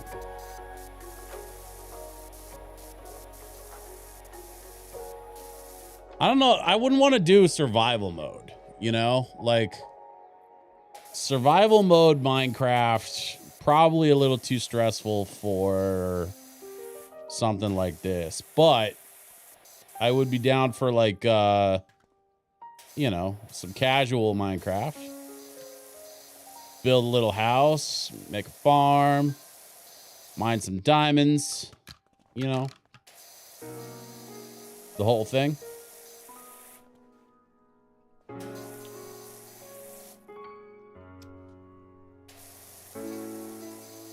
I made a couple of Minecraft videos. They were not good, but I did learn quite a bit about that style of video and how to kind of make content around something like that. So that's something that I've been kind of like, that I've had sort of in the back of my brain for honestly a few months now. I've been thinking more and more about doing like let's play style content. Just because like I have you know, some resources now in terms of like production. I got some new editing software and some new tools, and I want to put those tools to work. I just haven't had the chance yet, because as soon as I got all that set up, I realized, oh shit, I have another project due at the end of the month. So I've been trying to like hustle to get that other project done. But as soon as that other project is done, y'all are going to start seeing more YouTube videos out of me. Like that's the grand plan, is to get back to making YouTube videos. I've made a couple. I can't justify putting time and energy into making YouTube videos right now, because I've got stuff that I'm writing for someone else, and that stuff has a deadline. And so as soon as I can hit that deadline, or honestly, even if I go a little over the deadline, like one way or another, I want to see those writing projects through before I get back to making my own YouTube videos and stuff.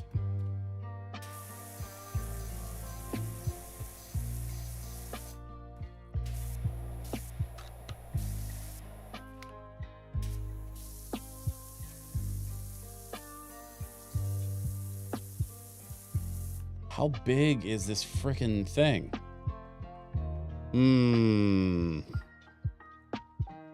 I don't know, y'all.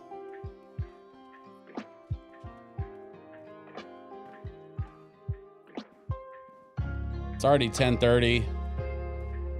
It's getting pretty late. Maybe I do need to leave the rest of this for next stream.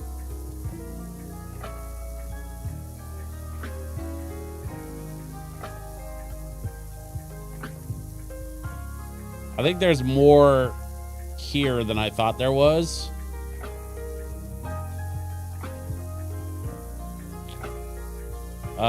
Drop a comment if you have an opinion on it.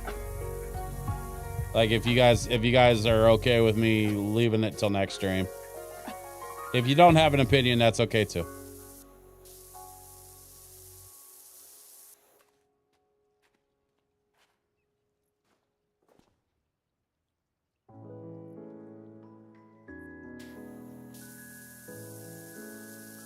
If you're tired, then stop. Well, it's not even about me being tired. It's about the fact that, you know, I share a bedroom with somebody and she has a normal ass job, which means she has to get up at normal ass hours. I'm cool with a to be continued. Okay. So maybe we'll do that then. Let me finish around this edge. We have the rest of the inside of the roof of the tent, and then we have the outside of the roof of the tent. So we'll start there next time. And once we kind of get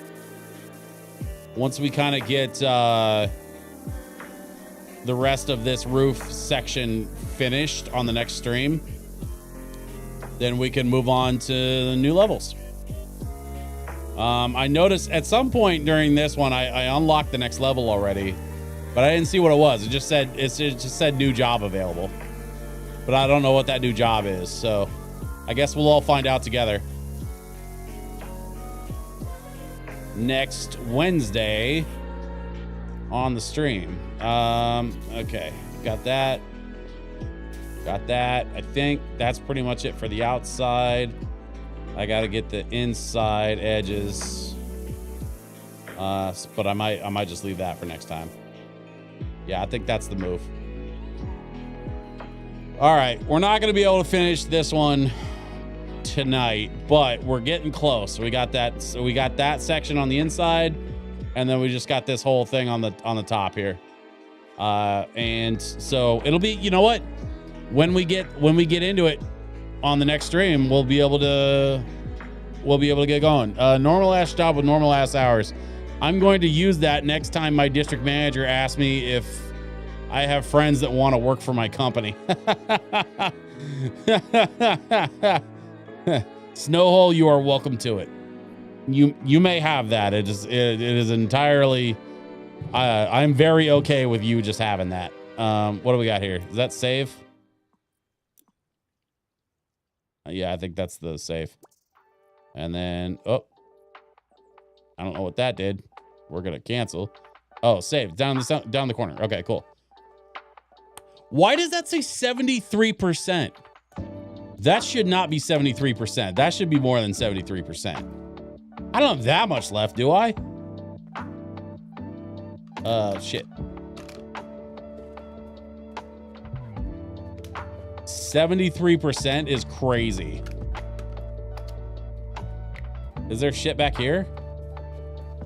No, there's a kitty. Squeak, what you doing out here, buddy? I told y'all Squeak was the troublemaker. Why is he even out here? He should be back at home base. Oh, there's the carousel from the last game.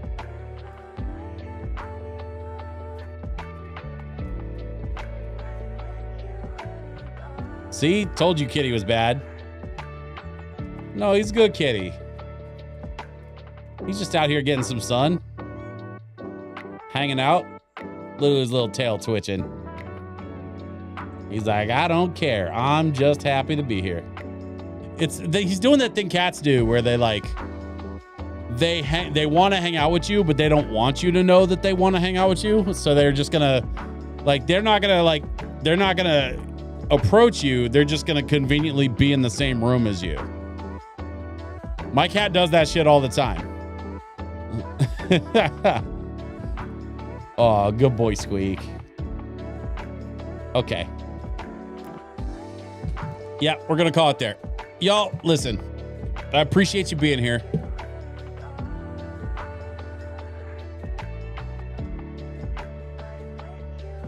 Thank you once again for hanging out on another Wednesday night chill stream. Don't forget, Friday I'm out. This week I've got a thing, but I hope y'all have a great Halloween. If you're doing anything for Halloween, I hope it is a lot of fun and a memorable time. And I hope that y'all will come back next Wednesday, 7 p.m. Pacific time, right here on twitch.tv/DJ Switch PDX for more Power Wash Sim 2 and for more LoFi VGM from my friends at Kiraga. Okay. That's it for me, everybody. I will see you next time. Good night.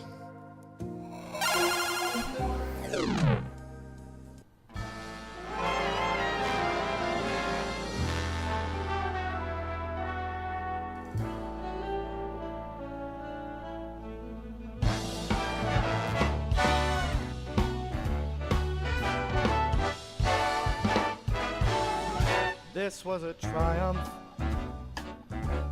I'm making a note here, huge success. It's hard to overstate my satisfaction. Aperture science. Do what we must because we can. For the good of all of us, except the ones who are dead. But there's no sense crying over every mistake. You just keep on trying till you run out of cake. And the science gets done and you make a neat gun for the people who are still alive.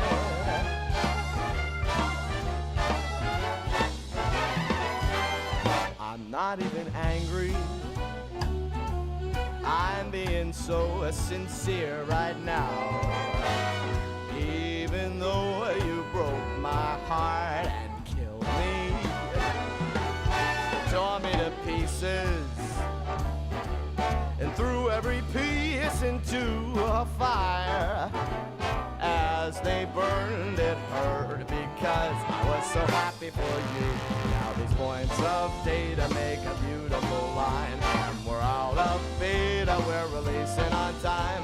So I'm glad I got burned to think of all the things we've learned for the people who are still alive.